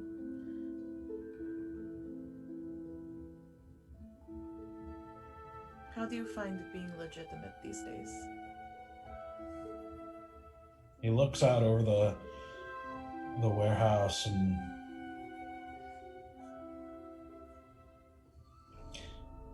it is not all bad, but it would not be my choice. I'm sure she would be very proud of you. I suppose I shall find out someday. I hope you do. I'm gonna give him a nod and head on out. All right. He nods back as you exit the warehouse and head back to the inn. Yeah, I don't know what the fuck to do. I need information and I have no way to get the answers I need. You as you walk out, you see a man chasing Enthress out of the warehouse. And Enthress just like, it was just open boxes. What's the problem here? Jeez, you're so protective of this fabric or whatever it is in there. I'm sorry. He's new. He doesn't understand. I apologize. Turn him into a raccoon. You know what? That would be ideal. Honestly, that would be such a perfect situation. Turning everyone into raccoons would be a great idea. It'd just be great. No, that was not an invitation. No one is allowed to be turned into raccoons. You see him got excited for a second, and then I know he did. I'm gonna slap that down. If I can't hurt him physically, I'm gonna hurt him emotionally. I don't think I could have turned them all into raccoons anyway. It's alright, you can't hit the raccoon even when it's right in front of you. And I'm just keep on walking. There's not one in front of me. What do you mean? I'm just gonna keep walking. I'm not even gonna entertain his lunacy. I'm just gonna keep on walking. All right.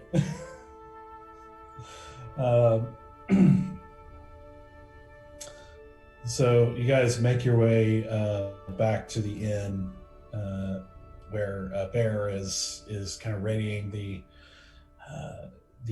wagon, and everybody else is, I guess, getting ready to leave as well.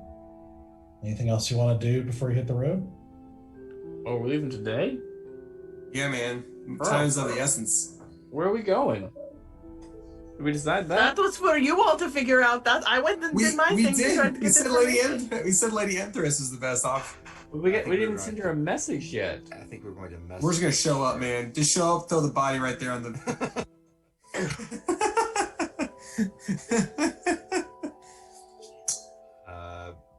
Perhaps we give a little warning first. For one, she's, as far as we know, she's still in Eldowyn.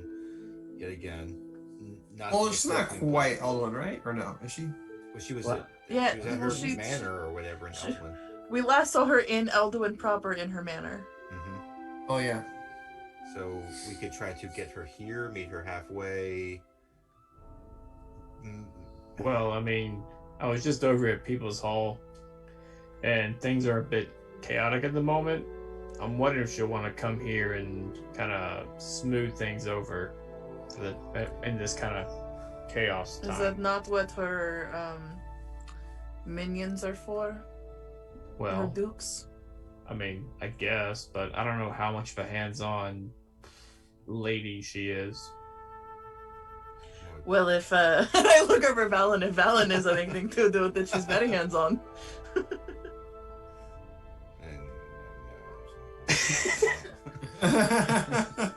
Got it.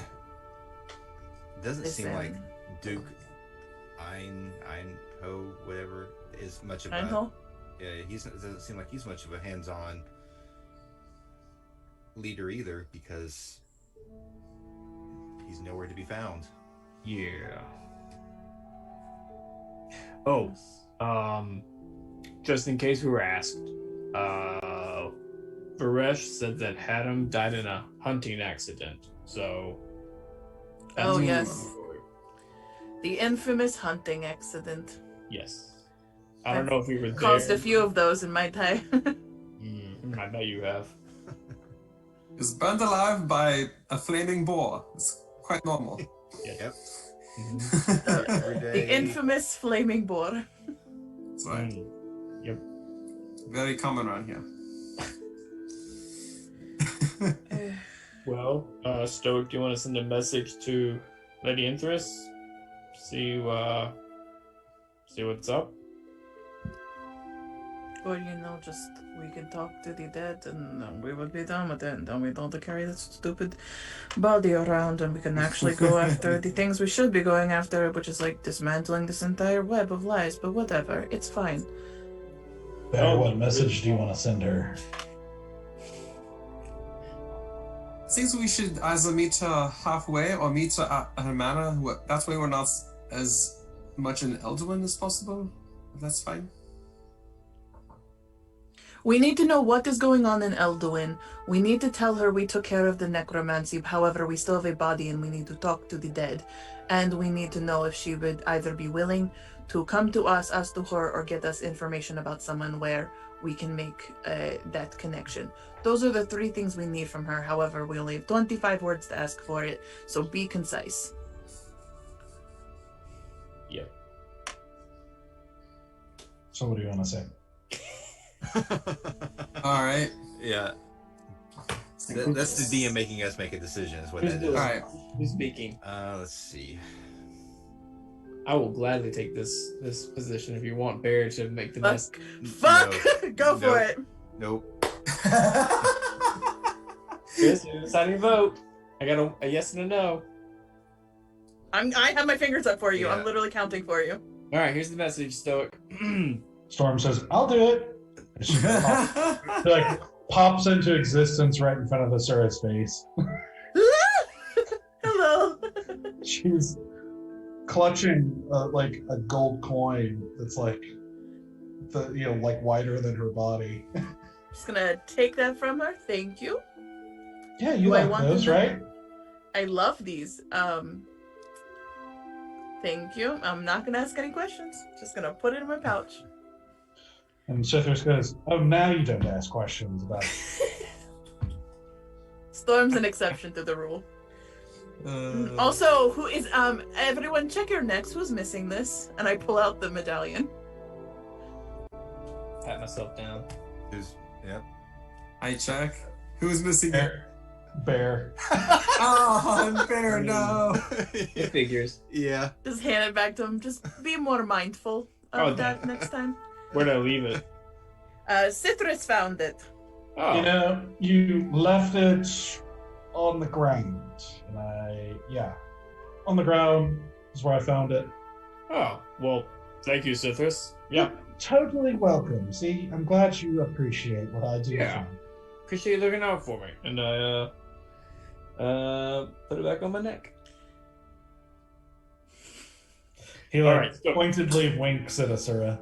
So we need a way to get her to get a cleric here who can speak with the dead, but maybe not in such a direct manner. Like, we need a cleric who can speak with the dead. What is going on in Eldowyn? Exactly. That's We've the first thing handled I'm the gonna ask. necromancy cult for now. We need to speak to dead. Who do we talk to? Got it. All right, here's the message.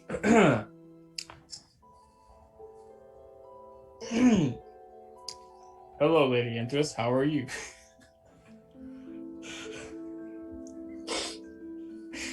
We solved your goblin issue. How are things in Eldowyn? And we need someone to speak with the dead. That's 25. Is it? Right on it. Wow. I knew it was really close. I got off by like I know. I was like, I lost it. I love if the message was we need someone to speak with the.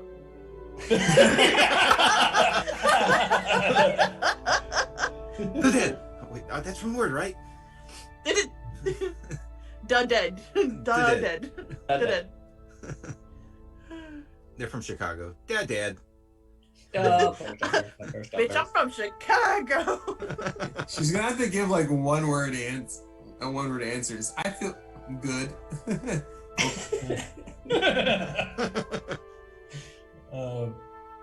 Okay, so Stoic takes a moment and relays the message as you dictate it. Which is hilarious because Stoic is not the one to ask, how are you? Like, he's the one sending this message. Yeah. He takes a moment and then listens back, and you see him kind of listen as he clearly, you get the impression he's hearing, and then you see his face kind of turn red.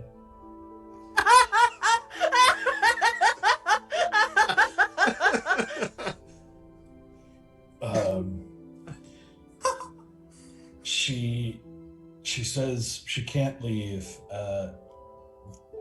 It's all hands on deck in Eldowyn, and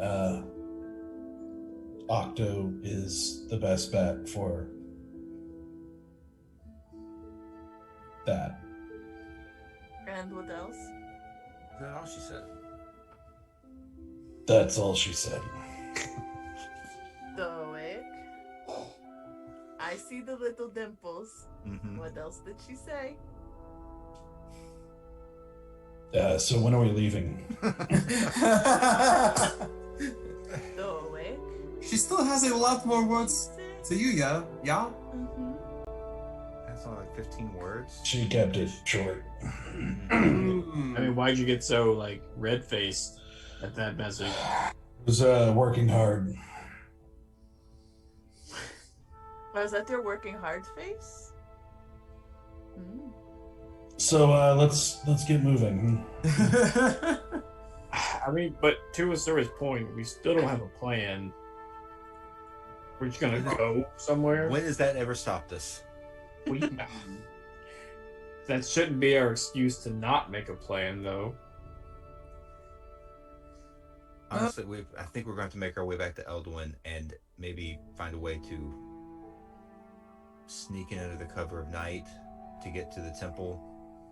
My plan with was Octo. shut down them instantly because the one person in our party who is capable of doing the one thing we need to get information to keep our asses moving has refused to do it. So, someone else come up with the plan because I am out of them. Mm-hmm. Are we just loading a dead body and going on a weekend adventure? I mean, I don't make plans and it always works out for me. Yes, well, you have the great fortune of being Fae, so. I'm not sure what that has to do with it. The rest of us are not. Still not sure what that has to do with it. Well, from what you have told me, dying is not really a thing that you have to worry about in any great length of time. Well, no, I can definitely die and stay dead. I just haven't yet. It just doesn't seem like to be something that is something you worry about in the same way that the rest of us do. Mortality hits a little different, you know? Well, I'm mortal. I'm just not worried about it. I mean, we're all going to die at some point. It's true, yeah. Some of us don't want to. DM, is there a town next to Eldowyn? Next to Eldowyn? Yeah, like in between us and Eldowyn, like a decent sized town. No. So in a direct route back, you did pass through a number of like small villages and stuff, not any major towns. Okay. I guess- you have to kind of go out of your way a little bit to get anywhere bigger. So, I don't know the name of the town, but I will suggest to the group that we head for the closest village, whatever it's called, to Eldowyn. Yeah, there's a village about a day out that you passed through on your way here. So if you start heading back to Eldowyn about a day out, you'll run into it. Gotcha. Maybe we could hold up there. Hopefully not pick up any attention in such a small town. I don't know. If they're all hands on deck inside the city, then no one's going to be able to leave even for a day. True. But That is going to require a lot on their part to even be able to leave for a day. If might- everything is like DEFCON, we have to come to them basically. and the unrest might work in our favor. True. It might be so crazy there that Well, unless we are directly the cause of this unrest. I mean we do leave destruction wherever we go. Just look at Lessa now. It's in chaos. I mean, that was our fault, but it had to be done. Same could be said with Eldowyn. It's whether the people in power see it that way. Usually, the And people those in power affected don't. by those in power affected that way. Mhm. Because not only have we undone their whole economic system for at least a little while everything is getting sorted, we've also completely changed up their political system. We have changed their power systems, their trade routes. We've stopped everything for them. And yes, we did it for noble reasons, but A lot of people don't like that. It's true. it still disrupts the day to day. Mhm. The hungry are still left hungry. The wanting are still left wanting. Would I know if druids would have the ability to talk to dead or have the ability to know that? Is that something that a wizard might have knowledge of in my studies? Make a history check. Yeah, I'm good at those. All right, history. Roll a natural 1. Oh, Look at this. A +7. Oh. Oh, man. It's a natural 1. Yeah. I need to natural kiss. I one. need to kiss each of your dice. I need to kiss each of your dice and tell them that they are beautiful and wanted and valid. You don't deserve to live. Yeah. Nope. Nothing. That'd be Yeah, I mean, yeah, you've heard of obviously powerful druids playing parts in history and that sort of thing, but you have Right. no I don't know idea specifics. what, like, especially related to this in particular, what they may or may not be capable of. Gotcha. Well, I'll speak up anyway. Like, well, it looks like the only option we have right now is this druids guy outside the village. It doesn't seem like he's causing harm, but I'd say we could be wary. I mean, It seems like it's too dangerous to go to Eldowyn right now. do druids even know how to speak to the dead? Is this strong enough they can do unique things with nature to communicate things? Like, yeah, I mean, you don't know. Yeah, I don't know exactly. Yeah, I'm just saying. Yeah. This is He has He's magic talking that's- he's talking out of his ass like he's usually does. Yeah. Exactly. Pulling an easy. Right. You would think though, that what's her name, Enthress, would know someone else, but she specifically said only Octo can do this. Or She didn't I say think she said only Octo, she just Octo's said the best Octo would be choice. the one who could do it. For Yeah. clerics, yeah. Right, but I mean, she's got to know other clerics. This is not a super hard spell. Someone else should be able to do this. I mean, yes, let's start making friends with a new... Like, it's the same problem. Like, hi, stranger. I know you don't know me, but I Right. need you to do a very particular task to talk to this dead person But- because we need very specific pieces of information. Right. But don't worry, everything is fine, but also don't listen. Right, that's what I'm saying. Is that the reason why she only suggested Octo? Why she didn't say, hey, Probably because there is already an inner circle of trust that is going on here, and... I think we need to... I don't want to do this. I don't want to do this. What if Mint and the Johns went back into the city? Well, Mint and the Johns have never performed for the city.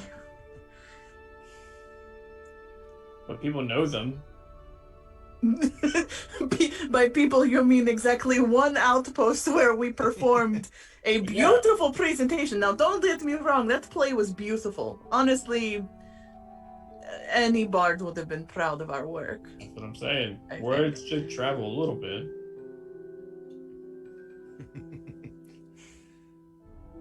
It is an option.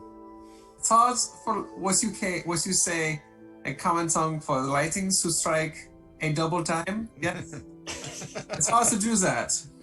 I love the main things they Johns, but I'm scared that we try to go into we try to go directly to the order again when we performed the first time to find the Octo.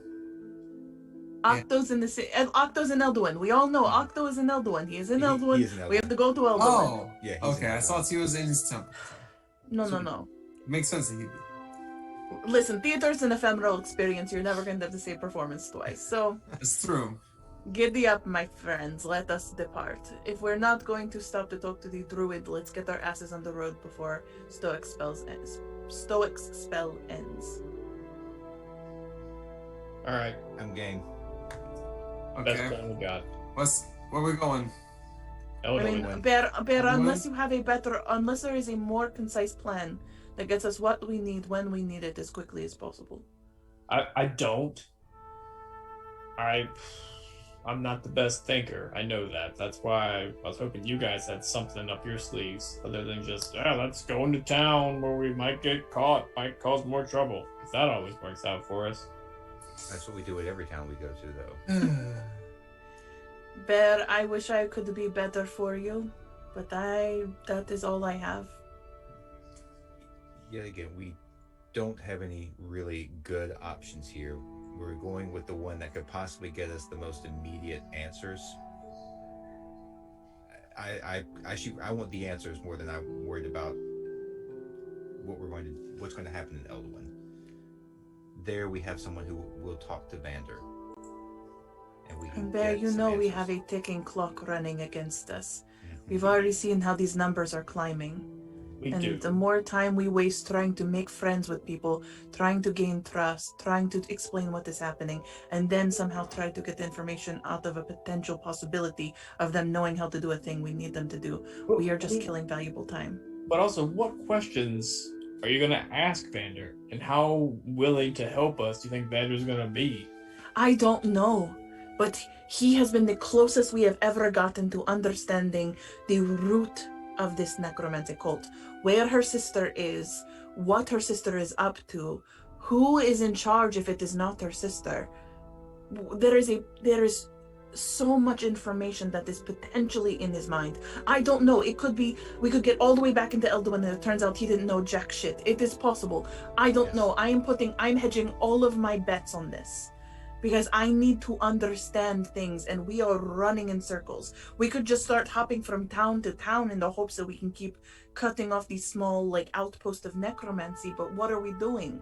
Just biding more time, and while they continue to get stronger. Plus he potentially knows where Shazran's staff is. And we know that that is a powerful necromantic tool. And it is our fault it is in their hands.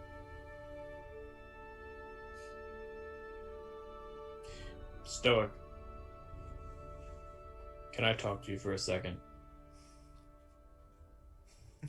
Yeah. Like, in private? Okay. So you kind of walk down the street a little ways from out front of the inn, about a block away or so. So, I understand your hesitancy to do this spell. I get it. You shouldn't have to put your mind in that space if you don't want to. I understand it completely. And if this is too far, if you say this is too far, then we'll go to Eldowyn. But Asura has a point. We could be potentially putting ourselves in danger going into town to get answers that might not be worth anything. If they're worth nothing, let's at least find it out here and then make our next move instead of wasting a week to go there to figure out what we can find out, potentially putting Octo and Enthress and anybody else we might know in danger, as well as attracting all kinds of stuff upon us on our trip. I don't like having that body with me. We need to get rid of it. But you're the only one who can do it. And if you don't want to, then we'll go to Eldowyn.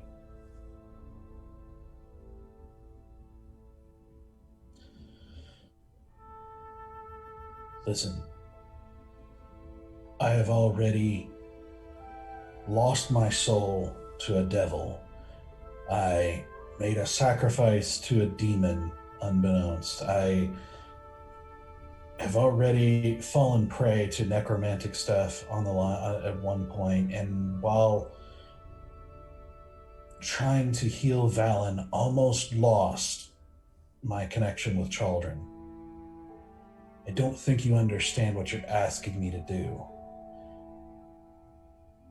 And I can't risk any more until I get some sort of guidance from somebody who knows how this works.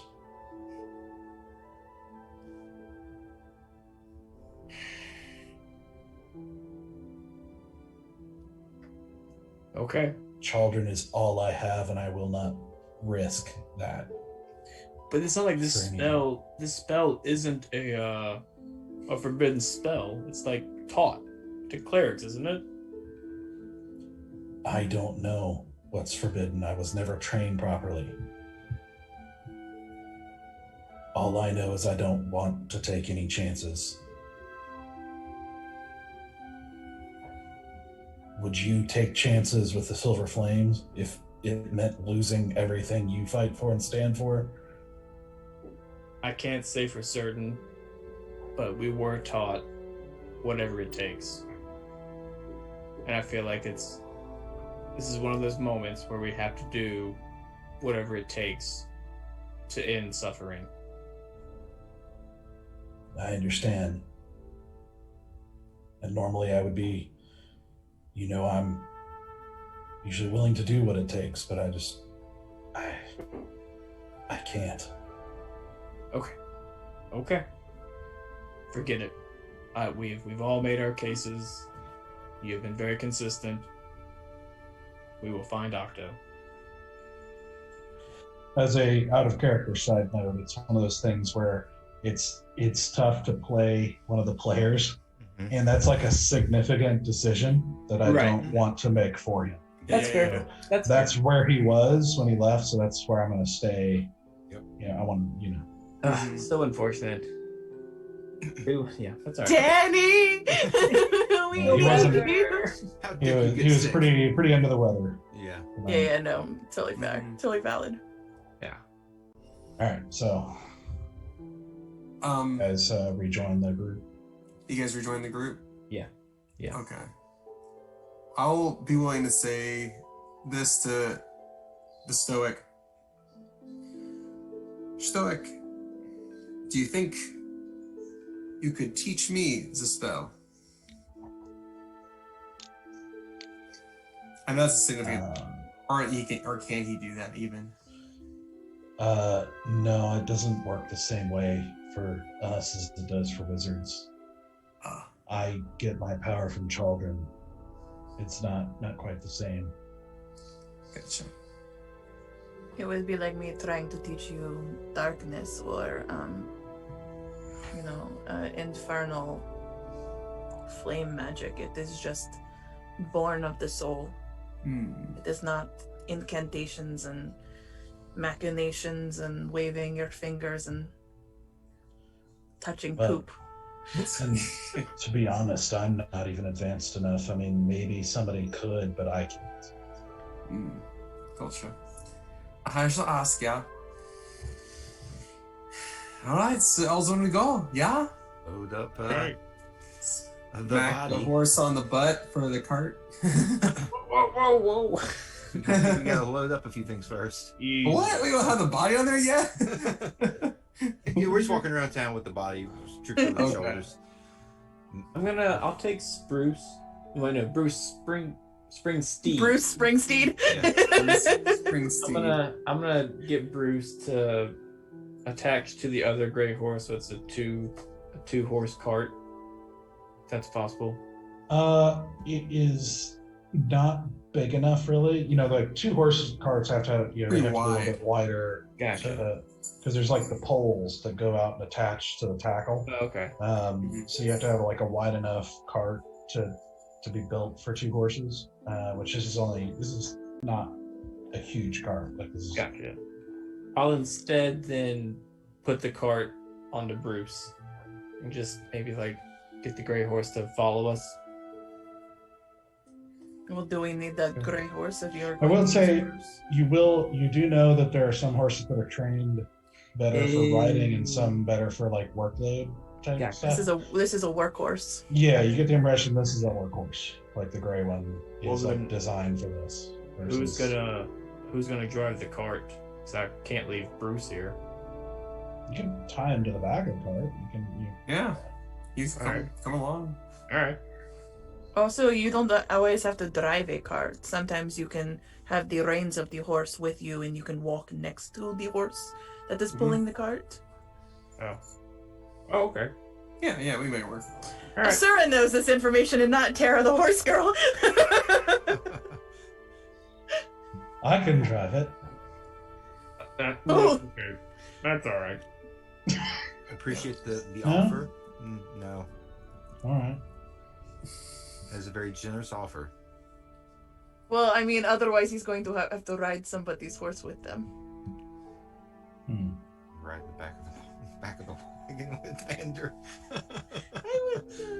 In the cart. Yeah. The cart.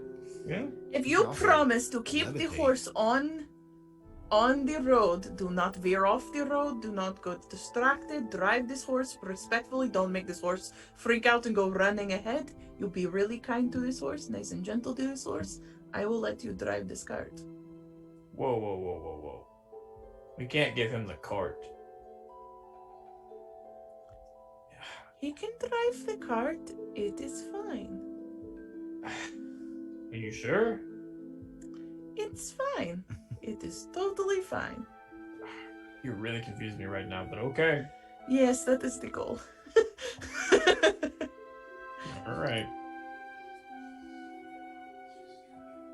Yeah, well, there was a really long list of things you just said then.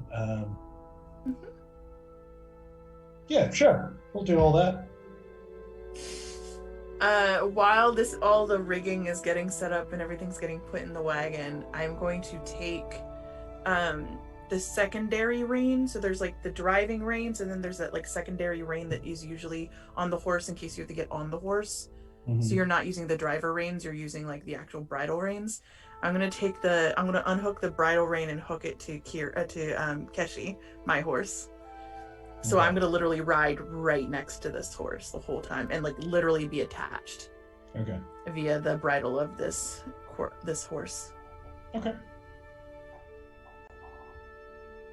That'll work. We wait for night to remove the cargo from the room and place it into the wagon. Nah. Okay. Let's just go ahead and. I'm gonna ask the the barkeep. We're going to be heading out, I think today, and we're gonna need some supplies, which we're going to gather. But we really need a very big crate, if it is possible, to just like put everything into our wagon so that it's nice and secure. Do you have any empty crates laying around at all that you've unpacked recently?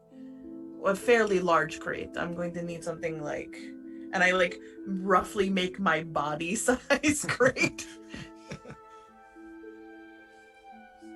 I mean, there's lots of crates around here. I mean, this is Lessa, after all. I don't know if I have one that size. I'm sure I can find one. That would be wonderful. Thank you. I really appreciate that. Then I'm going to put like a couple gold on the counter. Thank you so much. I understand it is not exactly your job, but we're trying to get out of town sooner rather than later. Yeah, all right. He like snatches up the gold. So mark off however many you're giving him. I'm going to give him 3. Okay. So he disappears as some of the other workers kind of take over for him, and it takes him about an hour, but he is able to procure a crate of a pretty good size for you. Thank you so much. And I'm going to look to Bear and Stoic and, can you help me get this upstairs so we can pack up the last of the things? Mm-hmm. Yep. Thank you. Okay. So you put the body in the crate and Let the bodies hit the floor. Let's go. okay, and just kind of like awkwardly, slowly load it into the wagon. Anything else you want to do before you head out? Before we put the body in the crate, I took the cloak of many fashions off and I handed it over to Valen because I said I would. Yep. And I think I want to go buy, as really quickly, maybe a couple 100 feet of rope and I'm gonna say 5 bells. Okay. What's that gonna set me back? Looking it up here.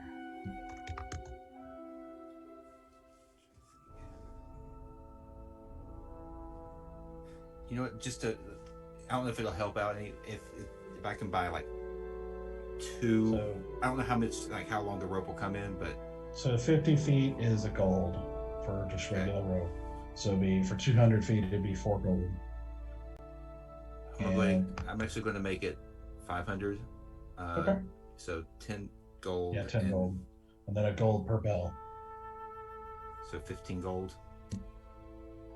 If you're buying 5 bells, yes. I'll just spend whatever 100 gold will buy me at the apothecary, like some healing potions, some of that jam, just some good healing stuff. Some of that jam. Yeah. Just jam. It's 100 gold worth of jam. Jam. A Big good old jam crazy. session. Pump up the jam. This is the jam. Off the jam. Pump them off. You've been jammed. Jam their radar. Raspberry. I hate raspberry. Okay, so the Goodberry Preserves is what you're buying? What? I mean, 100 gold worth of health potions and good berry preserves. That's like one health potion. Yeah. So she said she could make health potions, but it would take a day. Oh, okay. But you guys never ordered any. She has the Goodberry Preserves, which was 65 gold for a jar. And she's still got a couple of those. Is there anything like a jar, and is there anything else I could buy for the? You could probably get a med kit. Yeah, I would just buy a jar of. I mean, do any of us actually have a med kit? Okay. Actually, I should say.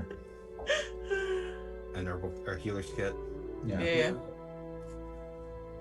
Yeah, I'll just buy one jar of preserves then, Doug. Okay. Oh, Stoic's gonna be so 65. happy.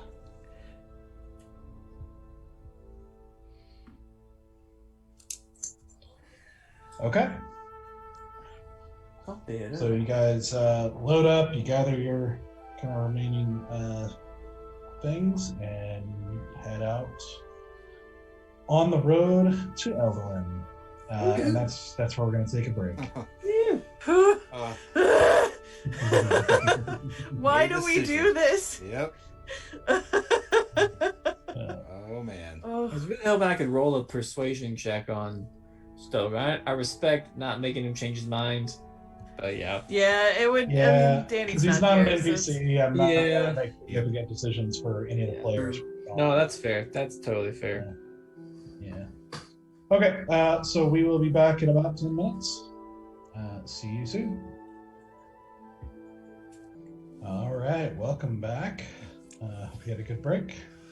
As the party departs Lessa after the successful mission there and finding Cithris and making some significant discoveries, they decide to push back to Eldowyn. So as the party departs and begins their travel with the new wagon and horse, as you let Cithris drive, is everybody else on their respective horses, I assume?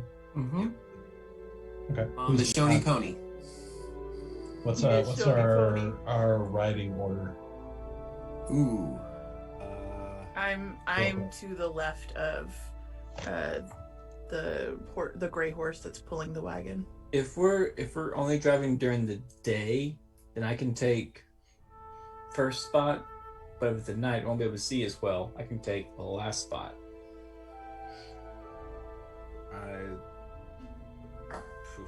Yeah, I'll take up the rear during the day, and maybe.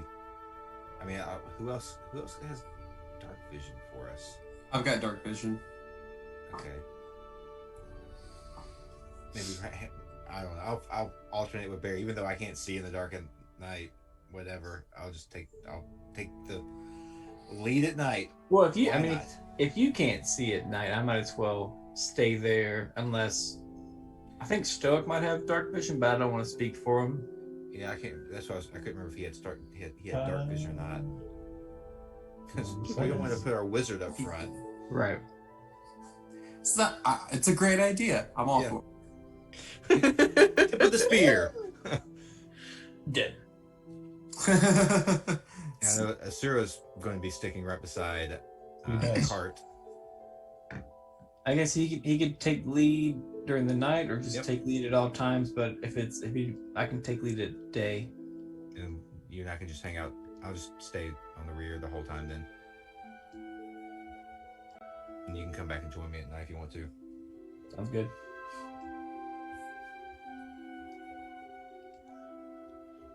Okay, so who's in front? Bear. Okay. And where do you want Stoic? So me and him are gonna alternate. At night, he will take lead, but during the day, I'll take lead. Okay. They're kind of 1-2, like right there with each other. Yeah, I gotta imagine that Stoic, being the animal lover that he is gonna be pretty close to the horses. That's my guess. Okay. Okay.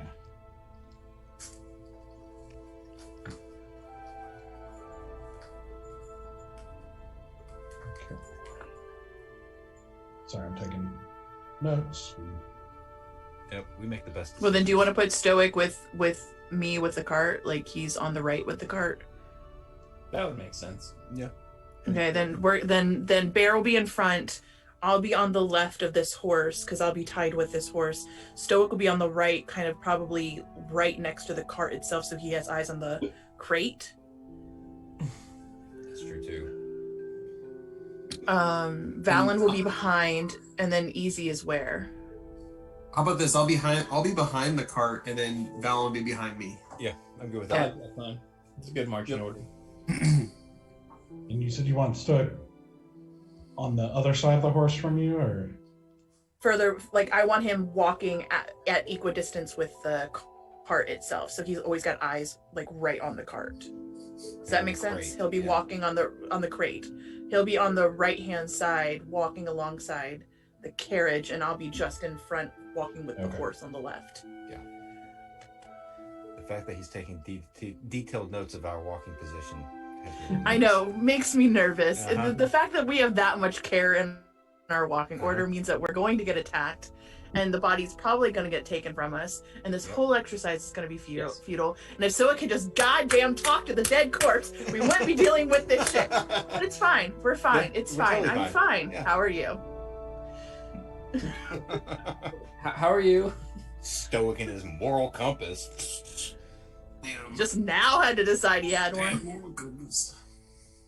Although, I would like to note that he made a clear distinction that his soul belonged to a devil and he had a contract with a demon. I would just like to point out that that was said, and therefore it is canon, because I'm the only devil here, and the demon was the one with the contract, so... No, the devil... No. He said he lost his soul to a devil, which is what happened, and that he sacrificed to a demon. What did he sacrifice to a demon? In the painting.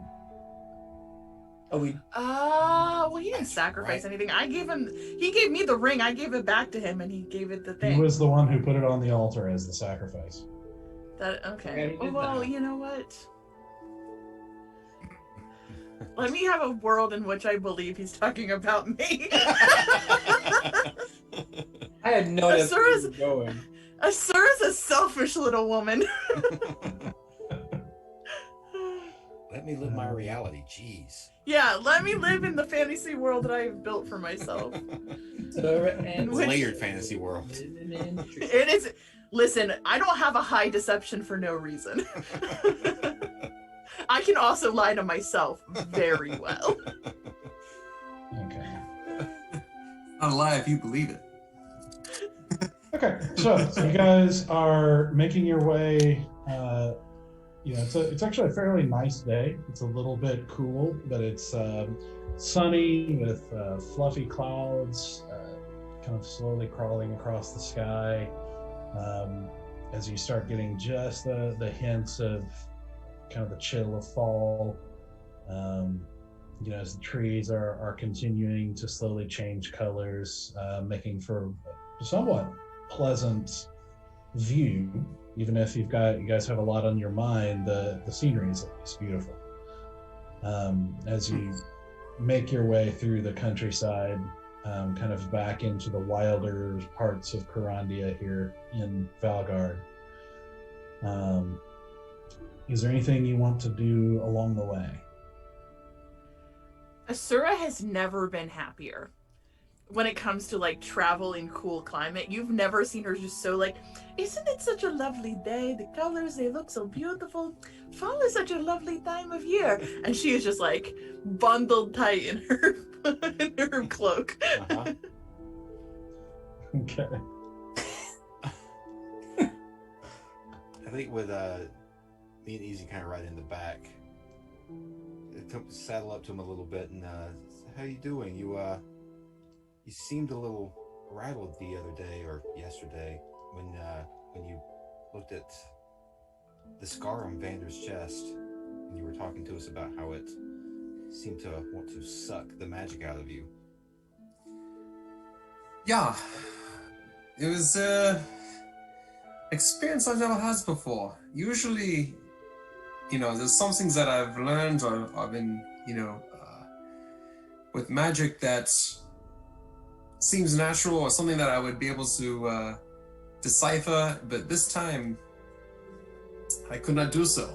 That was worrisome, and the fears that it was pulling it out of me was something that I've it's very, very rare. So it makes me, and it's the fact that I saw it spread so quickly between your darts and Asura's glove, makes me believe that this could be a world-ending scenario. World-ending. Whatever it is, it could end the world. Yeah, I mean, if it's anything like the dream we had way back, it definitely had that feel to it then as well. There's just something unnatural, or even Sorry, I'm on a horse. Sorry. yeah, getting fully in character.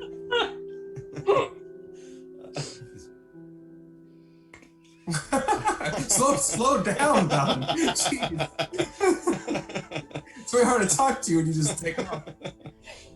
Some of us are up here just like posting, like, Yep. just elegant AF. Are you riding side saddle? No, I'm not an idiot.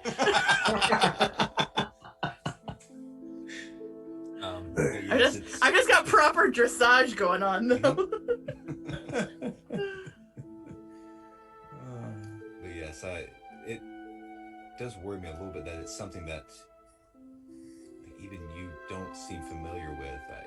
I thought you a purveyor of many magics, or anything that would be able to take magic. Yeah. And for you not to know anything. This one baffles me, and that makes me a little bit scared. I'm not used to seeing you rattled. I did indeed. I thought if I didn't have my wits about me, I probably, who knows what would have happened. I could have been void of all magic.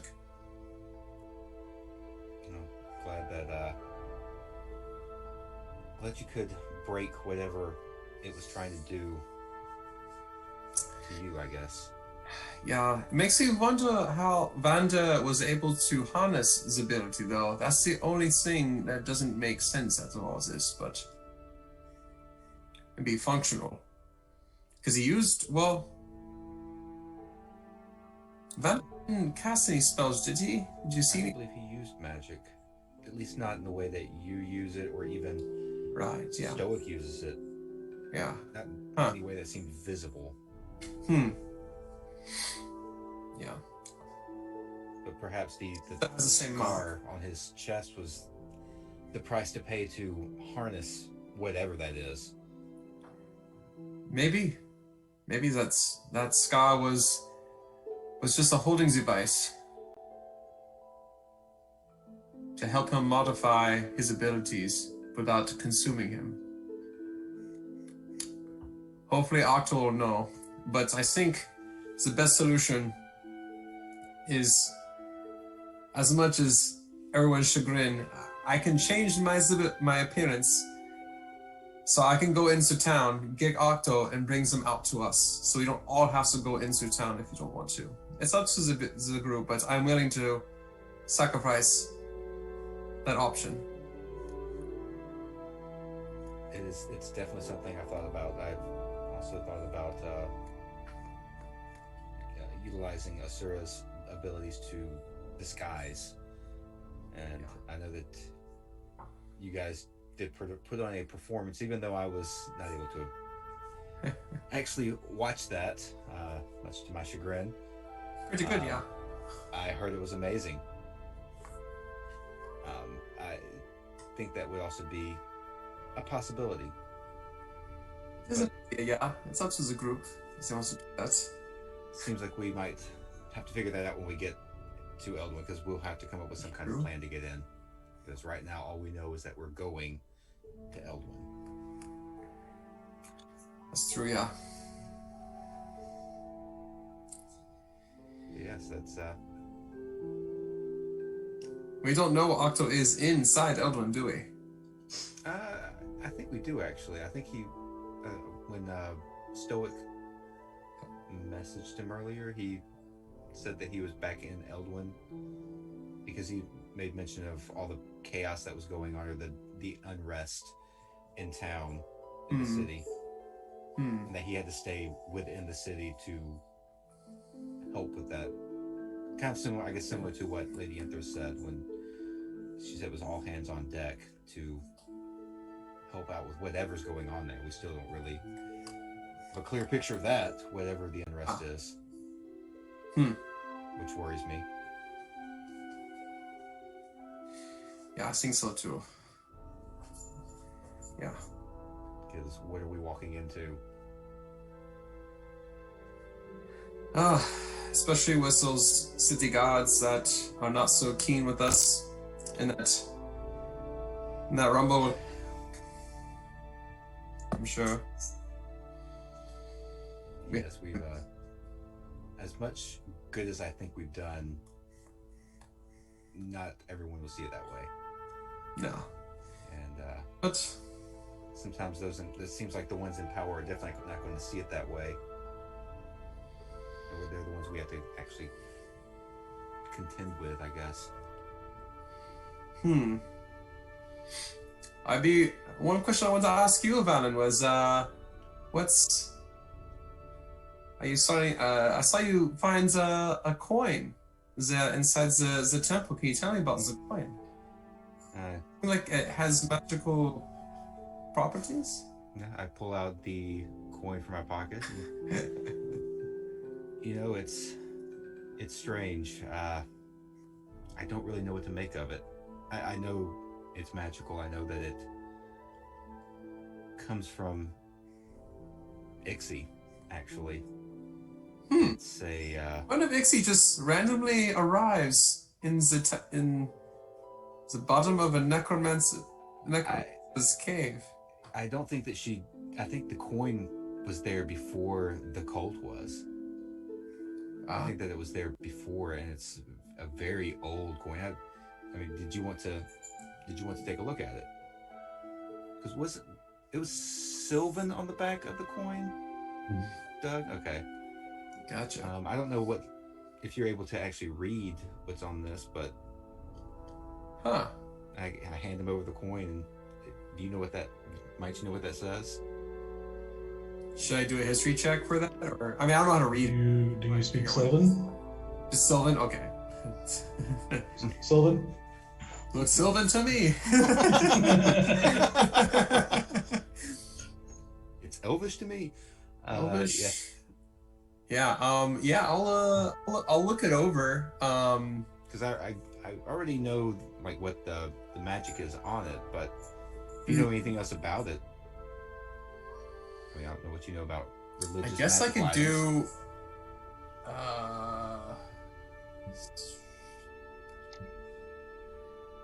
I guess I could do an Arcana check on it. Well, what are you trying to do?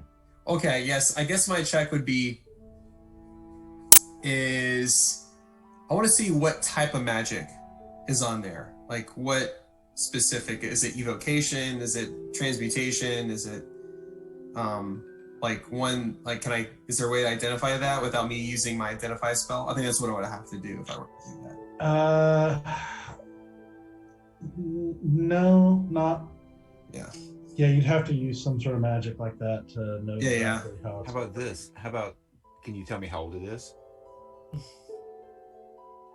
You see the years printed right here on the side. 331. 331. 8. Whatever. Oh, it's a weak penny. 1955, the year I was born. Cute. It's so easy. You would know. It's hard to tell for sure how old a magic item is because of their nature. Right. Magical items don't deteriorate quite So age, yeah. At least not the same way, and so it's kind of harder to determine exactly how old this thing might be. Gotcha. I mean, you do recognize it, the 60s symbol, the same one that Right, Ron at the wears. temple. Yeah. Yeah, you've had several encounters with it now at this point. Gotcha. Beyond that, yeah, unless you're Okay. All right. Take a good look at it. Has it given you any luck? And I'll flick it back to him. Do I need to roll a thing for that? I mean, sure. Make a dexterity check. Dexterity, yeah. Both of you. both of you? Yeah. Okay. All right, I rolled really well actually. I rolled a 7. Wow. To flick a coin well. I did not roll well. I rolled an 8. That's okay. Luck is transferred from him to me now. Now I have all the luck. Yeah, you do fumble it a little bit, but manage to like lean over in the saddle and grab it. And I haven't warned somebody you're going to flip the coin, okay? I guess who flicks the coin? I don't know. Yeah. It's very nice. Okay, I'll let you know how it goes as I kind of get used to it. Nice. Well, good. Any, so you're becoming a follower of XPA? I don't know what I'm doing yet. It's just not out of the ordinary these days. So strange. When I was at the monastery, it was all discipline and schedules, and like as long as you did this, you would get the answer. And then I get out here in the world, and it's not that. Like you try to do the right thing, and you try, and it just seems that you continue to do the wrong thing by trying to do the right thing. That's how it feels. And then Ixie comes along, and there's this whole thing of chance and luck. And that's a foreign concept to me because it's not what I was taught. It's very a flip of the coin. Literally a flip of the coin. I don't know what to make of it. I mean, you being very whimsical might have more of an understanding of that than I, but well, I would say that there's a lot of things that we think we have control over, yeah? But whenever that's taken out of the equation, it makes us either A, scared, or fearful of that, or a sense of peace. Depends on what side of the coin you want to fall on. What side I want to fall on, what side I did fall on are two very different things. That's also true. But I'd say you have a good heart, Valen. I have full faith that when you follow your nose, it's like old great uncle used to say, you'll find what you're looking for. Perhaps I'll follow my nose once we are not behind the dead body anymore. So. Yes. The nose takes us right to the dead, terrible body. It's a terrible analogy right now, but down the road it'll get better. I promise. No. I appreciate the advice, Easy. I think this is the first time that you and I have actually had a conversation, like just the two of us, since we started traveling together. Yeah. What? We had other conversation. This is the longest one, yeah. That's true. I don't think we've really talked to each other a whole lot. It's usually with others of the party around us. Or, it gives you the encouragement to make you really fast, quick. That was pretty awesome. The after effects Not so much. Not so great, but you get you get 1 minute of amazing ability, followed by Price you pay. 10 minutes of I hate my life. Like a lot of things in life. Sure, I'll take your word for it. I would say, you can give me a sign next time you want to be, boosted, I'll you let me know and I'll try to get to you, to give you that little bit of a push if you need it. What That would be pretty amazing. easiest word you can think of or hand signal that will come to you and I'll remember it. Let me think on that. Okay. To find something that's going to work. Chances are, if we're going to need it, it's going to be in some kind of fight. Something that's going to feel natural within that realm. That's true. Yeah, Bear, when he tells me he wants to fly, he just does this. I'm writing that down. Shadow It's puppets. now to six. It's a little awkward because he has to take both hands and move them together in battle. It's kind of hard to do that. But Does he take his sword and prop it? he has to against drop his the leg sword and then make his hands like a bird. That's how he wanted it. That seems right. That seems about right for Bear. Tracks. Good talking to you, Easy. Yes, absolutely. Would you like a smoke? What is it? This is the finest pipes weed in the Everwood. I'll try it. Oh, Why silver not? leaf. I will go ahead and try it. Keep in mind, DM, Valen has never smoked a day in his life. So we're rolling here. Alright, pass. Roll just a Constitution check. Wait, sorry, other way. Thank you. Constitution check. I rolled a 4.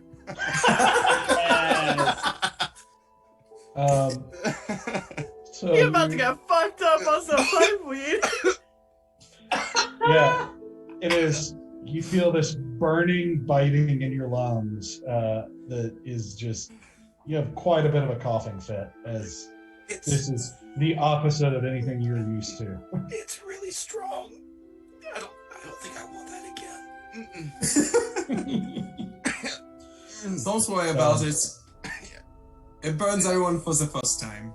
I mean, it smells good. It smells fresh and like a little bit sweet, but also a little bit kind of like a fresh, slightly vegetative smell, but not like unpleasantly so. Yeah. The smell's deceptive. You know, The like smell's fresh herbs deceptive. or mint. Yep. Yeah. There's always more if you need it. Got a fresh bowl ready for you. I appreciate that. I'm gonna hang back and learn to breathe again.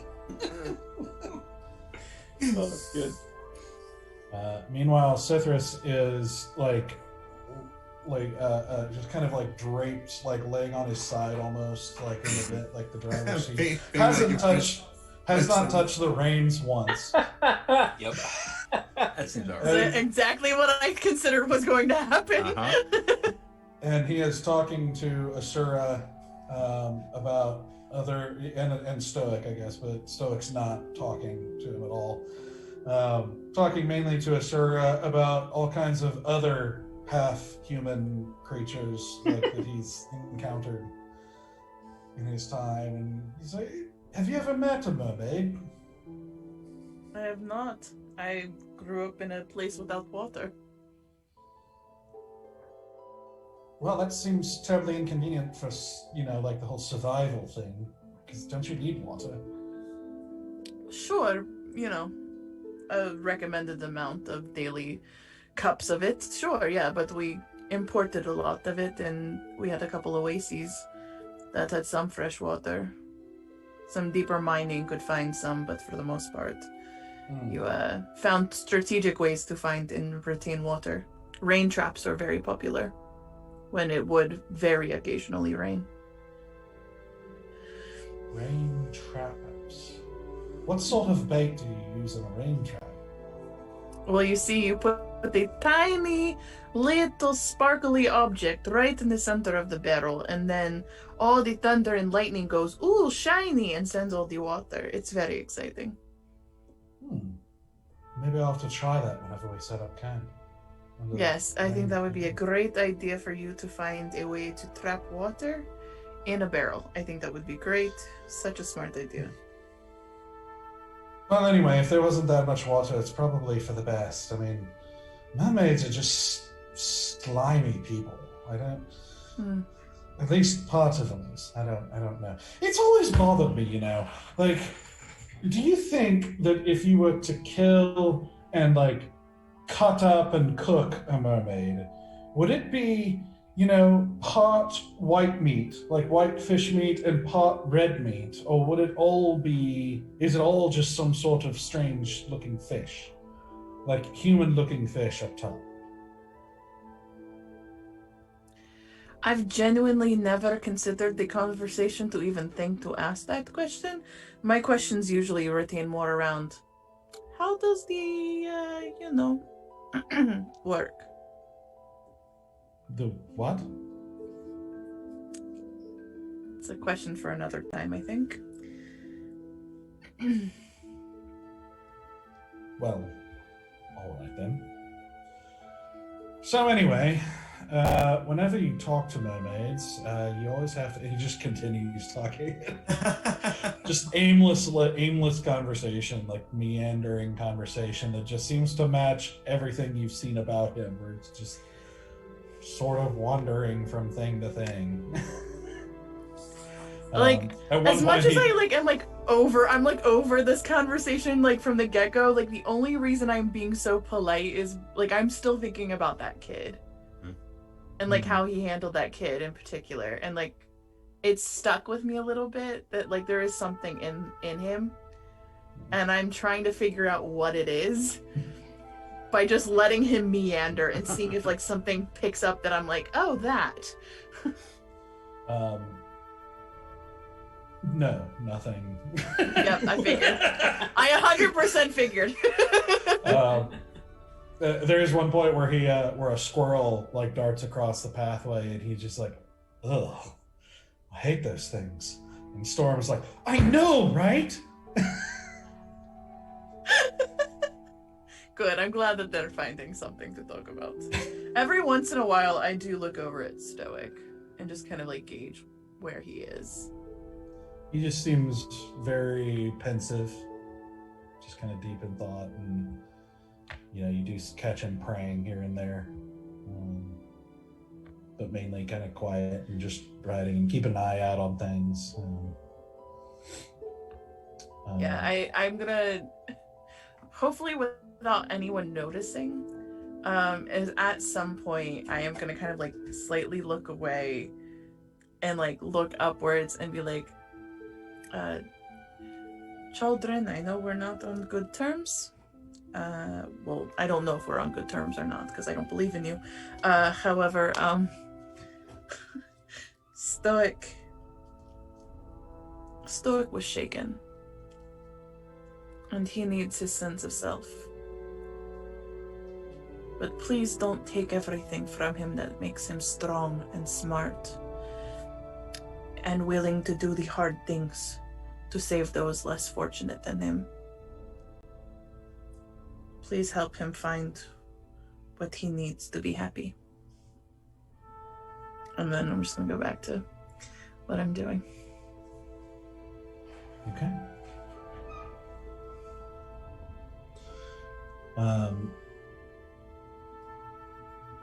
So you guys keep traveling and making your way, you know, through this kind of wild, kind of wilderness countryside.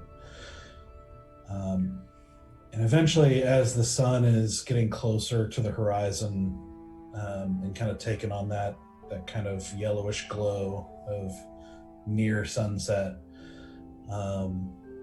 you come across the village that you had passed through on the way here, or should I say, what's left of the village. Oh fuck!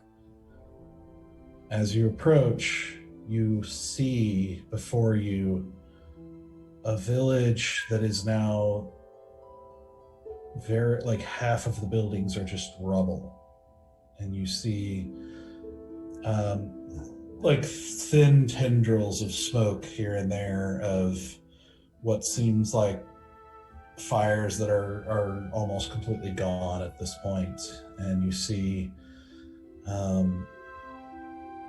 just evidence of destruction covering over this village. And at this point, seemingly no movement.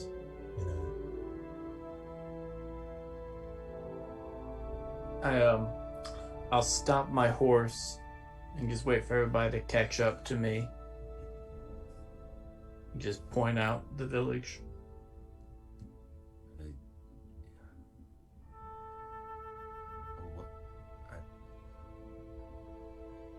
I'm gonna get off the horse and do a quick investigation check. See if I can find any signs of, like if there's any kind of like magic that was cast, I guess. As that's what I want to investigate, because if it's burning, it could be a magic spell, or I guess it could be someone just putting fire on it. Yeah, and I'm just gonna bust out my crossbow and just be like really like. Yeah, there's no apparent burning at the moment.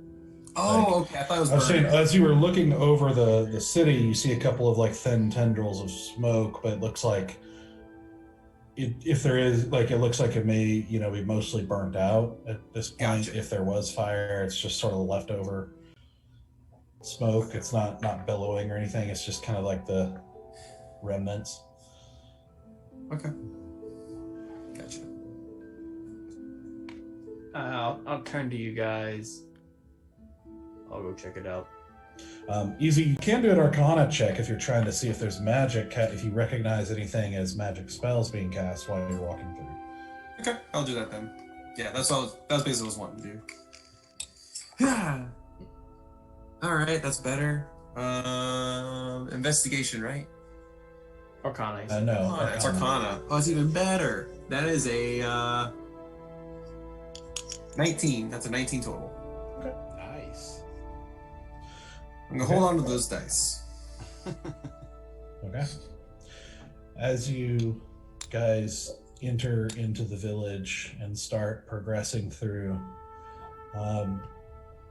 what you guys see is evidence of doors being broken down. You see windows broken, almost all the windows broken that you've seen. You see wagons kind of like with wheels busted and kind of leaning to one side. You see dead horses and mules and a couple of just like some cattle. You see a couple of you see buildings here and there that have obviously burned down. You see you do see a couple of places, Easy, where it looks like buildings that are a little bit sturdier, mostly stone buildings, have come under some sort of explosive power. That seems a lot like, not natural. Yeah. Destruction. What you do not see throughout all this is dead bodies. And eventually, as you pass through, about 3/4 of the way through, you see a man covered in dirt and looks like some dried blood and just shoulders sagging and bags under his eyes and kind of a 1,000-yard stare going on as he's just sifting through some rubble. and hardly, like, doesn't even seem to notice you as you're passing by. I'm gonna hop down next to the man and just like kind of help him move some stuff. What are you what are we looking for?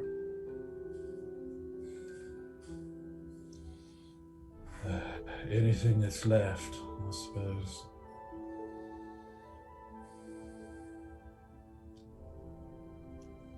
All right, I'll be with him and help him look for anything that he's looking for. Yeah, it's sort of, I mean, this is a very large pile of what probably used to be a house. And he's just kind of slowly, kind of just, not with any real urgency. Like it's almost like it's like a lack of knowing what to do kind of action. Yeah.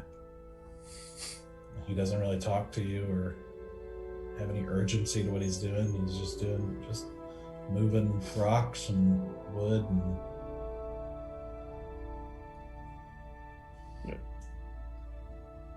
I'll get him a little bit of jam. Just hand him the jar. Here you go. Eat up. He just kind of takes it and just does what you say and starts eating. Are you letting him eat the whole thing, or what?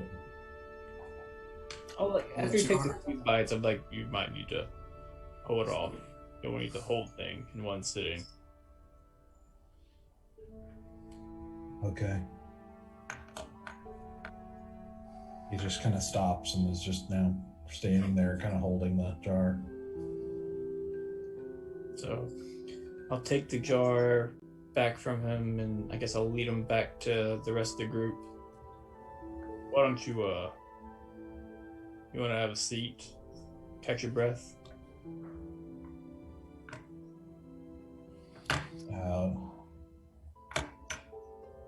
Whatever you want, I guess.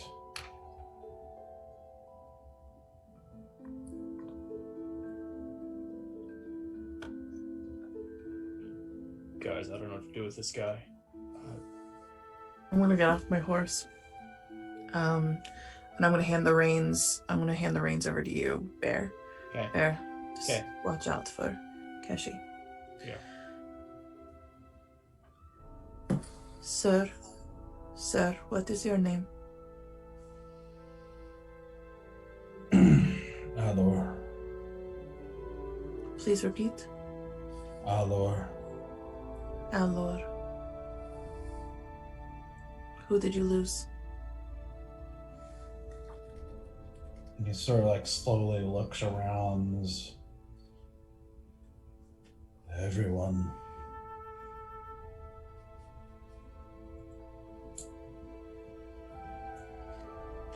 You're going to be lost for a long time. So find a place where you can rest your head and get a meal. There is a town just up the way.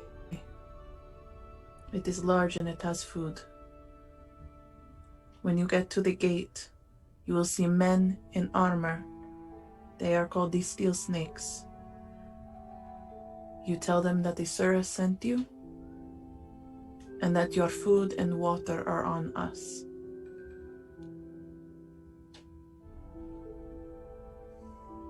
Now start walking. We can't send him during the night, Asura. He's never going. It doesn't matter. He would stay exactly right here all night. I know that look and I know it well. I'm just saying, it's not safe for a lone man in his state to be on the road at night. It's not safe for him anywhere. And it isn't. He's not safe with us. There. Doesn't matter.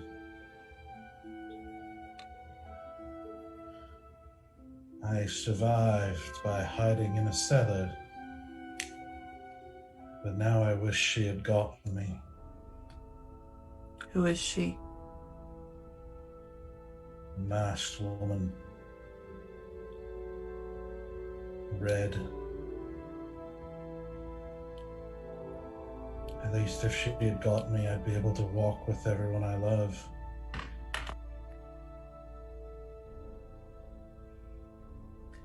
Would you like to walk with them?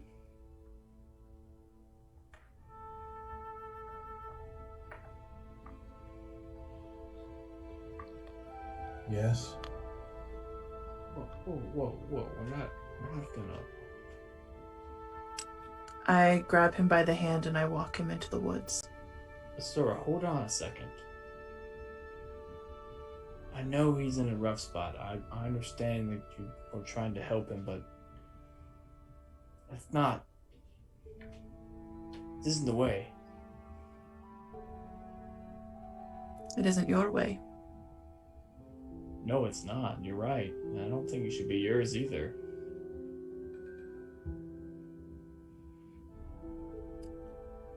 It is the desert's way.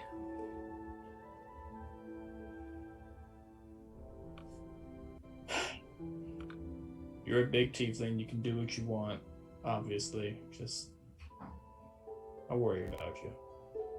I don't know. do this, but it's your choice, obviously.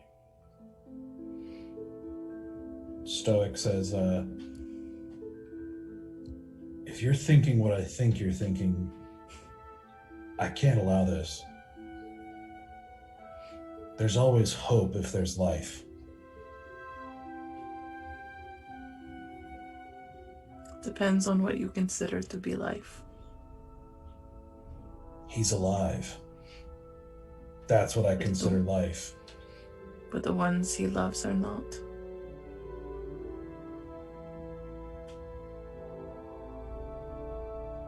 Yes, his loved ones are dead, he's not. And you don't get to play God. I'm not playing God. Don't assume you know what I am doing. Talk to your own God. Leave me with mine. And I'm gonna walk into the woods with him. I'm gonna hand him one of my darts. And I'm just gonna look at him and be like, I cannot make any decisions for you. Only you can make the decision for yourself. You can take this dart to protect yourself as you walk to the city. It is not that far away, and again, the people that are there say our name, and they will take good care of you. However, if this blade looks something different to you, a sweet release from this pain, you will have to do it yourself. I cannot do it for you. I wish you all the best, but I hope you find hope in all of this. There is still good to be done. Fights to be won. And I'm sure that your people would want to see you thrive despite all of this sadness. But the choice is yours. And I wish you the best. And I'm going to leave him with my dart and walk out.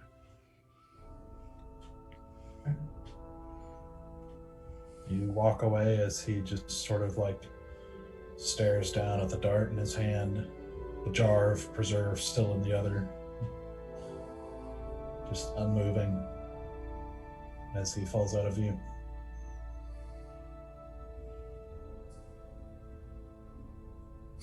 I'm going to get back to my horse and hop on.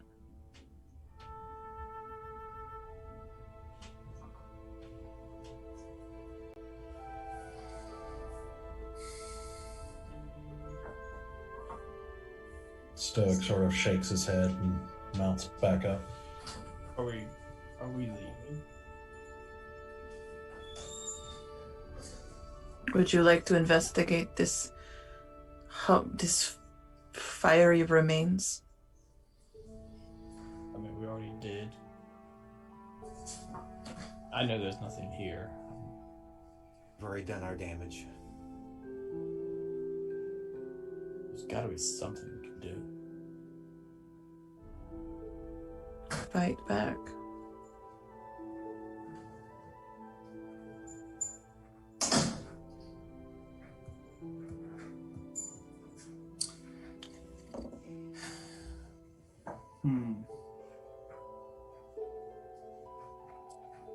So you continue on, mounting back up and continuing out of the city, out of the town. Objection to it. Reluctantly. Yeah. So you you continue on out past the ravaged village, back out into the wilderness. As the sun begins to set, and you head into twilight. Travel for a little bit, and I assume setting up a camp at somewhere. Someone want to roll a survival check for campsite? We'll see how the dice rolls work with this. Can I help him? Sure. So roll with advantage, Val. So that was a 26 on the first one. And 26 on the second one. I rolled two 19s. So, There you go. Not bad, I guess. Can I make part of that? The reason I bought the rope and the bells was to make like a perimeter, kind of like an alarm-ish system, or does that need to be? Do I need to make a separate? Yeah, that's gonna be separate. This was to find a good place to camp, gotcha. Which you do. You find a good kind of outcropping in. You're kind of crossing into a little bit of a rockier area of the land, and you find a place where there's a fairly good-sized rock outcropping, where it's kind of facing away from the road, so you can get in there and get some shelter and some shelter from the road as well. So if you set up a fire, it's not going to be immediately visible, that sort of thing. So it's a pretty good place to set up. As far as that, let's see, make this, just doing a general intelligence check, since this is something you've never done before. Can I help him because I have an understanding of at least of traps. So I'd at least understand how to rig situations, maybe not entirely understanding how to utilize an alarm system, but I would understand how to do a trap rigging. Reverse engineer it, essentially. Yeah, I'll let you help him. So the most intelligent, advantage. But okay, so that's a 17 on the first roll. Okay, we're going with the 17 because the other one was a natural 1. There you go. Yeah, so you basically kind of wrap the rope around the perimeter with bells, kind of interspersed the best you can. Yeah.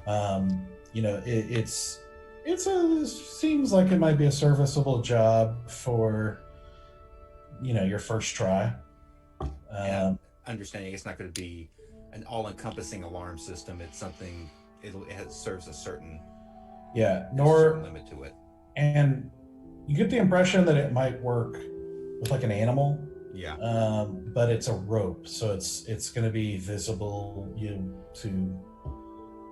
any kind of creature of intelligence. Yeah. So it might be avoidable, but yeah, it might be serviceable for animals who don't know any better. Mm-hmm. Okay. At least it deters the dumb ones. Okay. So, anything else you guys want to do before you go to bed? I'm gonna take first watch, guys. Okay. I'm going to read over that scroll that I have, Earth Tremor, and try to copy that into the spell book. Right? Yeah. Which the one you bought? Yeah, the one I bought. I haven't done that one yet. I did the armor of Agathis, but not that one yet. Okay. So that's going to be, let's see.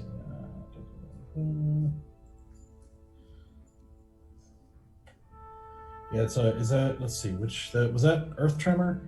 Yeah, it was Earth Tremor, I believe. Earth Tremor, I think, was the one you were talking about. I'm pretty sure. It was a first level spell. Okay. So that's, that'll be 2 hours and 50 gold worth of material. 50 gold? Got it. Yeah. So, so that'll be like your 2 hours, so you wouldn't be able to take a watch for you to get a long rest. Gotcha.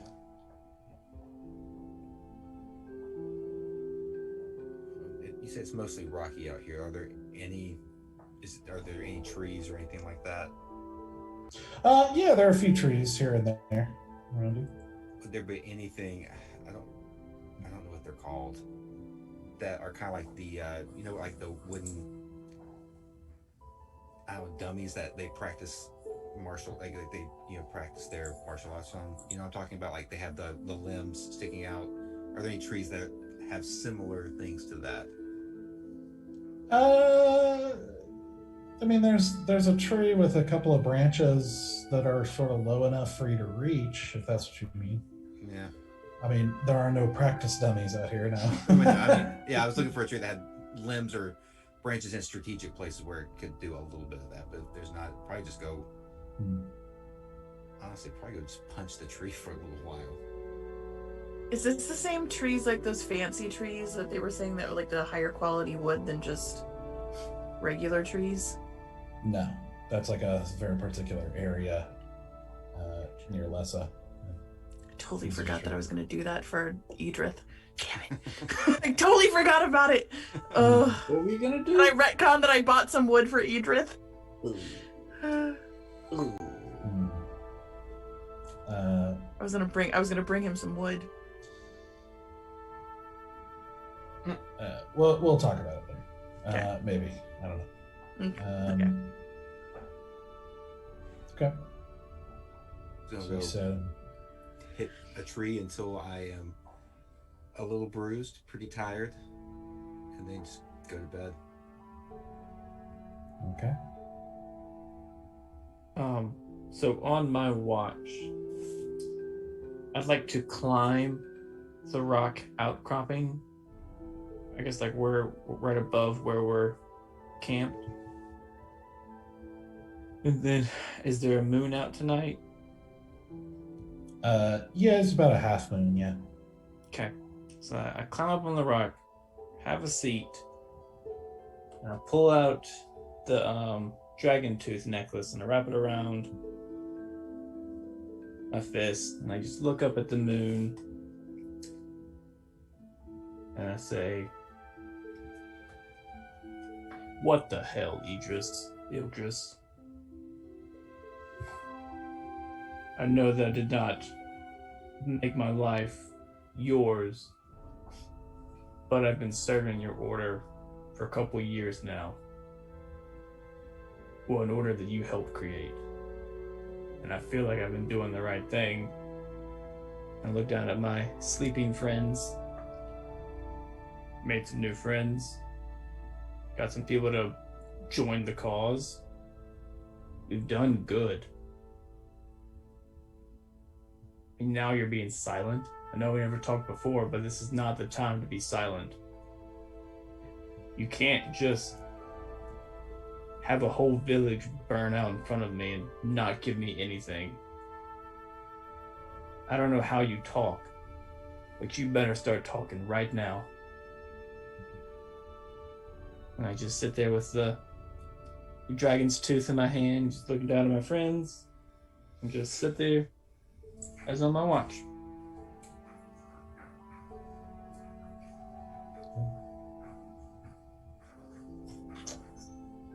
Alright. Guess I'll take next watch. Okay. Both of you roll perception checks, by the way.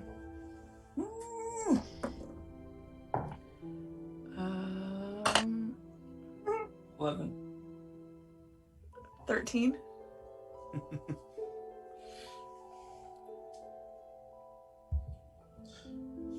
Um,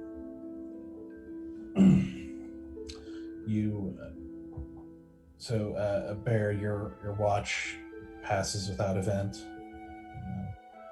You hear a wolf howl at one point in the far distance, but nothing else of note besides normal kind of creatures and bugs and the like. As clouds kind of pass over the moon and then reveal it again, and you eventually wake up Asura for her watch. As you do see occasionally, you see Storm kind of flitting about here and there, like disappearing off into the forest and then coming back like an hour later, that sort of thing. And Sithris doesn't seem to need as much sleep as the rest of you. And so he just sort of like wanders around too and looks very clearly bored. As Asura's watch starts, he starts making tea. Like producing a kettle out of nowhere, seemingly. I'm gonna check on the box and make sure that the body is exactly as we left it and that there's nothing hinky going on. My understanding was that we took the box off the wagon, or like whatever it is. It's like the box is in a central location that all eyes can be on it when we're on watch. It can be. You never specified that, but it can. That's where I would have directed the guys to put the box, is in like a central location of all of our tents, so that it's not like it's off in the dark distance away from us. Like it's. Well, the wagon is like nearby the fire there. Okay. So it's like there, visible. But yeah, I loaded up on the wagon at the moment. Okay, I just want it to always be in direct eye contact with someone and in bright light, or where people who don't have dark vision aren't struggling to see it. Yeah, I mean, you open it and the body's still there, seemingly unchanged. I'm gonna spend my time getting used to my new silver dagger, like playing with that, doing some like drills to get the because like the balance is now a little bit different since the blade has now had a little bit of extra weight put on it. I'm just getting a feel for the new balance point of the blade. Probably gonna do some throwing darts at the wagon just to like pass time. But like I'm really like the hairs on the back of my neck are like just up. I'm just very aware. Or at least I think I'm very aware. I mean, my passive perception was higher than that roll. I just need to put that out there. My passive perception is higher than that roll. Mm-hmm. Okay. Your watch also passes without real incident. Early on in your watch, at one point, you hear just a slight whoosh, and you look over to where Sithris was sitting there, and you see an owl in his place that just takes off into the night. Have fun. Okay. So who's on the next watch? You have 2 more watches left. Yeah. I was either gonna wake up Valen or Stoic. I'll wake up Stoic. Yeah, since we still are pretty dark outside. Alright. So Stoic rolls a perception check real quick. I'll do it. Come 16. on. Hey! You're there. Okay. And then he eventually wakes up Valen for your watch. Alright. You want me to go ahead and do my roll Yeah, now, or? Yeah, do a perception check.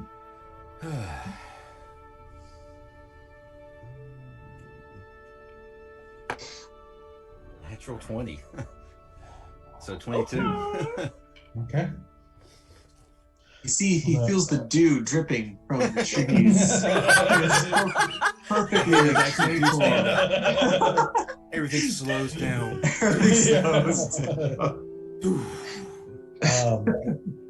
With a natural 20, I will say it seems you do hear the occasional bird or creature, but it seems like there's somehow less. Like it's quieter than normal, quieter than most nights you've heard on the road or in the wilderness, especially in the wilderness like this. It just seems like there's a lot less natural, like nature creatures around.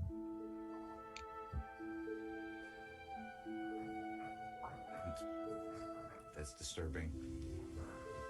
I think as I sit there, for one thing, kind of looking at all the damage to my hand that I did when I was out of anger punching a tree, and then on the other hand, kind of flipping the coin, rolling the coin through my fingers. Just Ixie, I don't know how this works. Talking to a god or goddess, I don't even know why you are intervening in my life. I've never really had anything like this before, but I do know that if you can help me or us or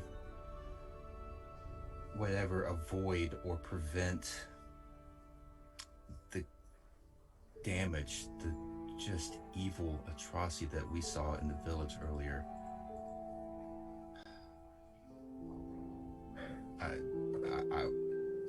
I'll follow you. I will do whatever it takes to not have that happen again.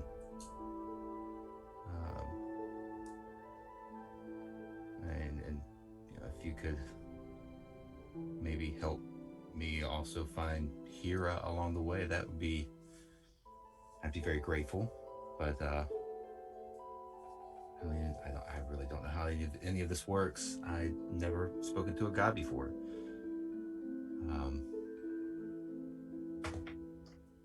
Yeah, and that's where I leave it off.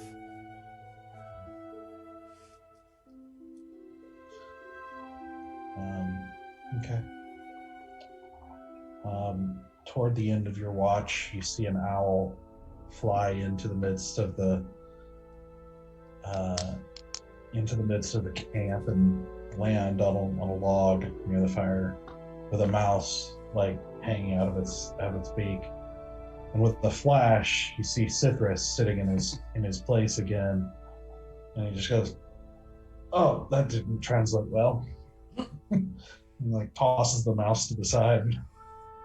Scurries off. Or was it a dead mouse? It's dead. Oh, it's dead. Oh, it's dead. Yeah. Listen, he's got sick beats though. That's right. Nice. It's funny. But your watch otherwise goes unnoticed, or uneventful. Is the word I'm looking for. There's a key difference between uneventful and Yeah. unnoticed. Uneventful is what I meant to say. Asura, you do again have the same nightmare that you've had many times before. The man who's just unbelievably beautiful with long flowing hair reaching out to you. The feeling of being in someone's arms, the garden of just perfect peace and order and beauty, with screams in the background, a sudden transition to dark and utter cold, long cold nights, the hard stone under dim lamplight as those arms that were holding you leave you forever, and the overwhelming feeling of being alone and abandoned. as you wake.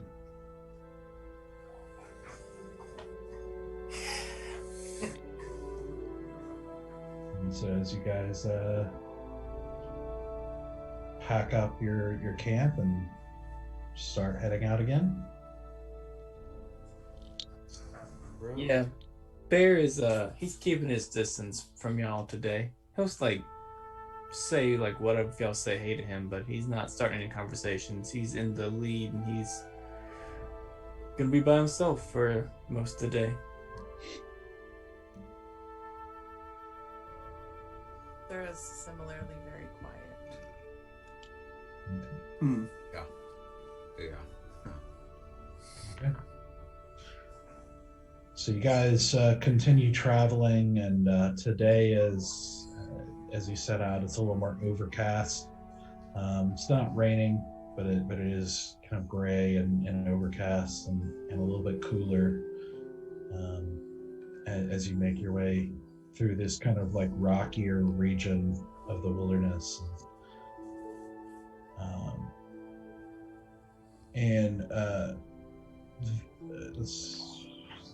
Bear, make a perception check. Okay. Woohoo! 17. Okay. As you're kind of leading the group, as you're kind of going through an area of, it's almost like a little bit of a valley area between some kind of rocky hills. You think you saw a movement just like to your left in the rocks.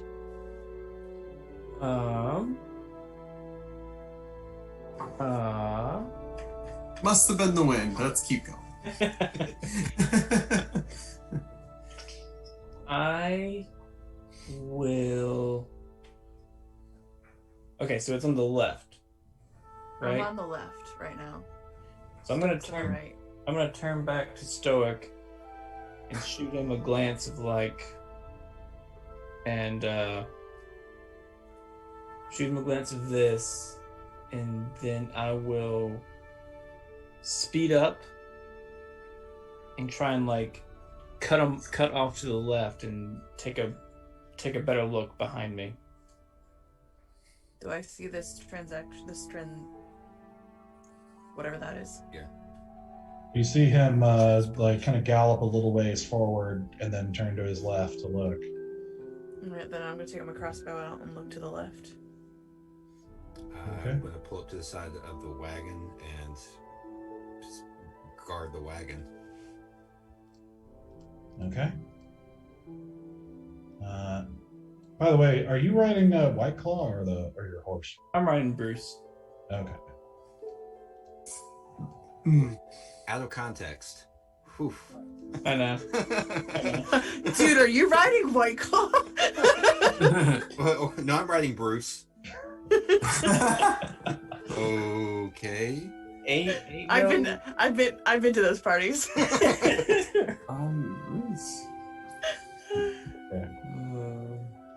So as you do, and as you guys get ready, Bear and everybody else, you see a movement in that spot that Bear was looking at. As you see hopping up onto a boulder, you see what looks like a stocky, kind of little bit larger than normal, almost looks like a dwarf, but seemingly made out of stone, with long kind of braided or like dreadlocky hair and a beard with that he's kind of holding what looks like a rope of some sort, or possibly his own hair. And as he hops up and looks at you, you hear this "Yakjelak," very clearly, aggressively towards you, and you hear a rumble and rocks as right next to you, out of the rocky side, bursting out of it with an explosion of rocks and pebbles. You see what almost looks like a big rock at first step out of the hillside, and then wings unfurl as you see a stone gargoyle step out right next to the horse on the other side of Asura. And you see another one out of the hill, burst out of the hillside right next to the small creature. As two stone gargoyles are now on either side of the party. As they get ready to attack you, that's where we're going to stop for. Wow. Oh, fuck me. That got really heavy really quickly. Yeah, it did. All jovial, all light, ha ha ha, and then all of a sudden they burned the Boom. building. Like, oh. And nobody speaks Sylvan, right? Nope. No, I don't speak Sylvan. Nope. Okay. I speak nobody. Infernal, but not Sylvan. Elvish and Halfling. Nobody knows what he said. Yep. Well, does what's his face Cithras speak Sylvan? He might. Because he's Fae. He might. We'll Or find out Storm, next week. Because they're both Fae. Yep. Yeah. We'll find out next week.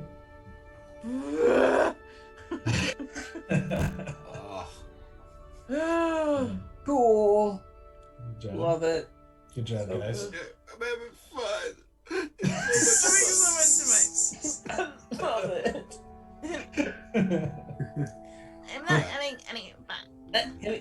I mean, Next week might be off to a rocky start. There you go. Granted, that was a funny joke. Ah, there you go. Yeah. Do we find ourselves stuck between a rock and a hard place? Ooh. All right. Well, I don't know. Give me 5 minutes with Stoic and we'll find out. All I know is you guys are about to become a bunch of stoners. Oh god. Already did that, man. We're good. Stone dead. Valent's already done that. Been there.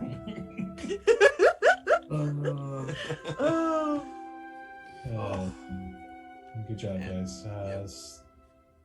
Also, you have a name for the really creepy guy now. Side note. Oh, the The bolt. bald guy? The The Bone bald Man. man? The Bone Okay. Man. I heard bone and then I heard bald, and I'm like, listen, I have an Heard accent both. and even I don't understand. No. Bone. Bone Man. Bone That was Man. it. I missed that too. I heard bold man. I heard that too. I heard 3 different ones. I'm like, Yeah. It's like bold rock. Listen, I'm the only one who's supposed to. Okay, is it just me, or does this like moment kind of remind you? And maybe this might just be me. Is that scene in The Point where the Rock Man shows up and he's like, "Hey, man," like, and he's like super like chill stoner guy. Just me. I don't know. It was- What's the scene in what? What's the The point? Point. It was a movie in like the 70s, and it had Ringo Starr and narrating, and then it had what's his face? You put the lime in the coconut and took them all up. oh He did yeah, the- the artist for that song. Yeah. He did all the Oh, music wow. for that movie. I can't Hold on, remember it's the gonna name come of to the me. band. He's the undeclared fifth Beatle. Oh. Oh, fuck. I have no idea what you're talking about. Anyway, it's a real trippy movie from the 70s. It's about a boy named Oblio. He's the only one who's born without a point, because everyone else is born with a point, like literally pointed heads. But he's born with a round head, so he gets banished to the pointless forest. The Pointless Forest. hell? This definitely sounds like It's a the bunch 70s. of stoners. It's the 70s. Like, what do you psychedelics. expect? Yeah, it's On it's psychedelics writing a movie. Yeah.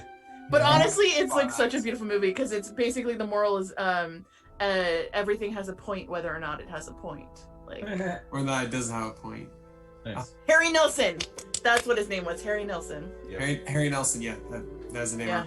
But yeah. More like Galaxy Quest, like the rock guy. Galaxy Quest. Oh All yeah. I'm saying is that if one of these gargoyles Oh, doesn't that's- have a South African accent, I'm gonna be kind of disappointed. Like a Oh. Waikiki. Oh. Hello, my name is Core. I'm made of rock. You wanna Yeah. start a revolution? So different. So Hey different. man, Hey, I man. ran out of pamphlets. me and Miki, we're gonna start a revolution. The pamphlets. Oh, yeah. So things a circle, but not like a regular circle. It's like a freaky circle. Oh, We're to head bless off. us. That's great. Oh, bless Good us. stuff. All right. Well, thank you very much, guys, for joining us, and we will see how this progresses as they head back to the craziness of Eldowyn next week. So see you guys Monday. Boy. Bye. Bye, guys. Bye, friends. Bye. Bye. Oh, good.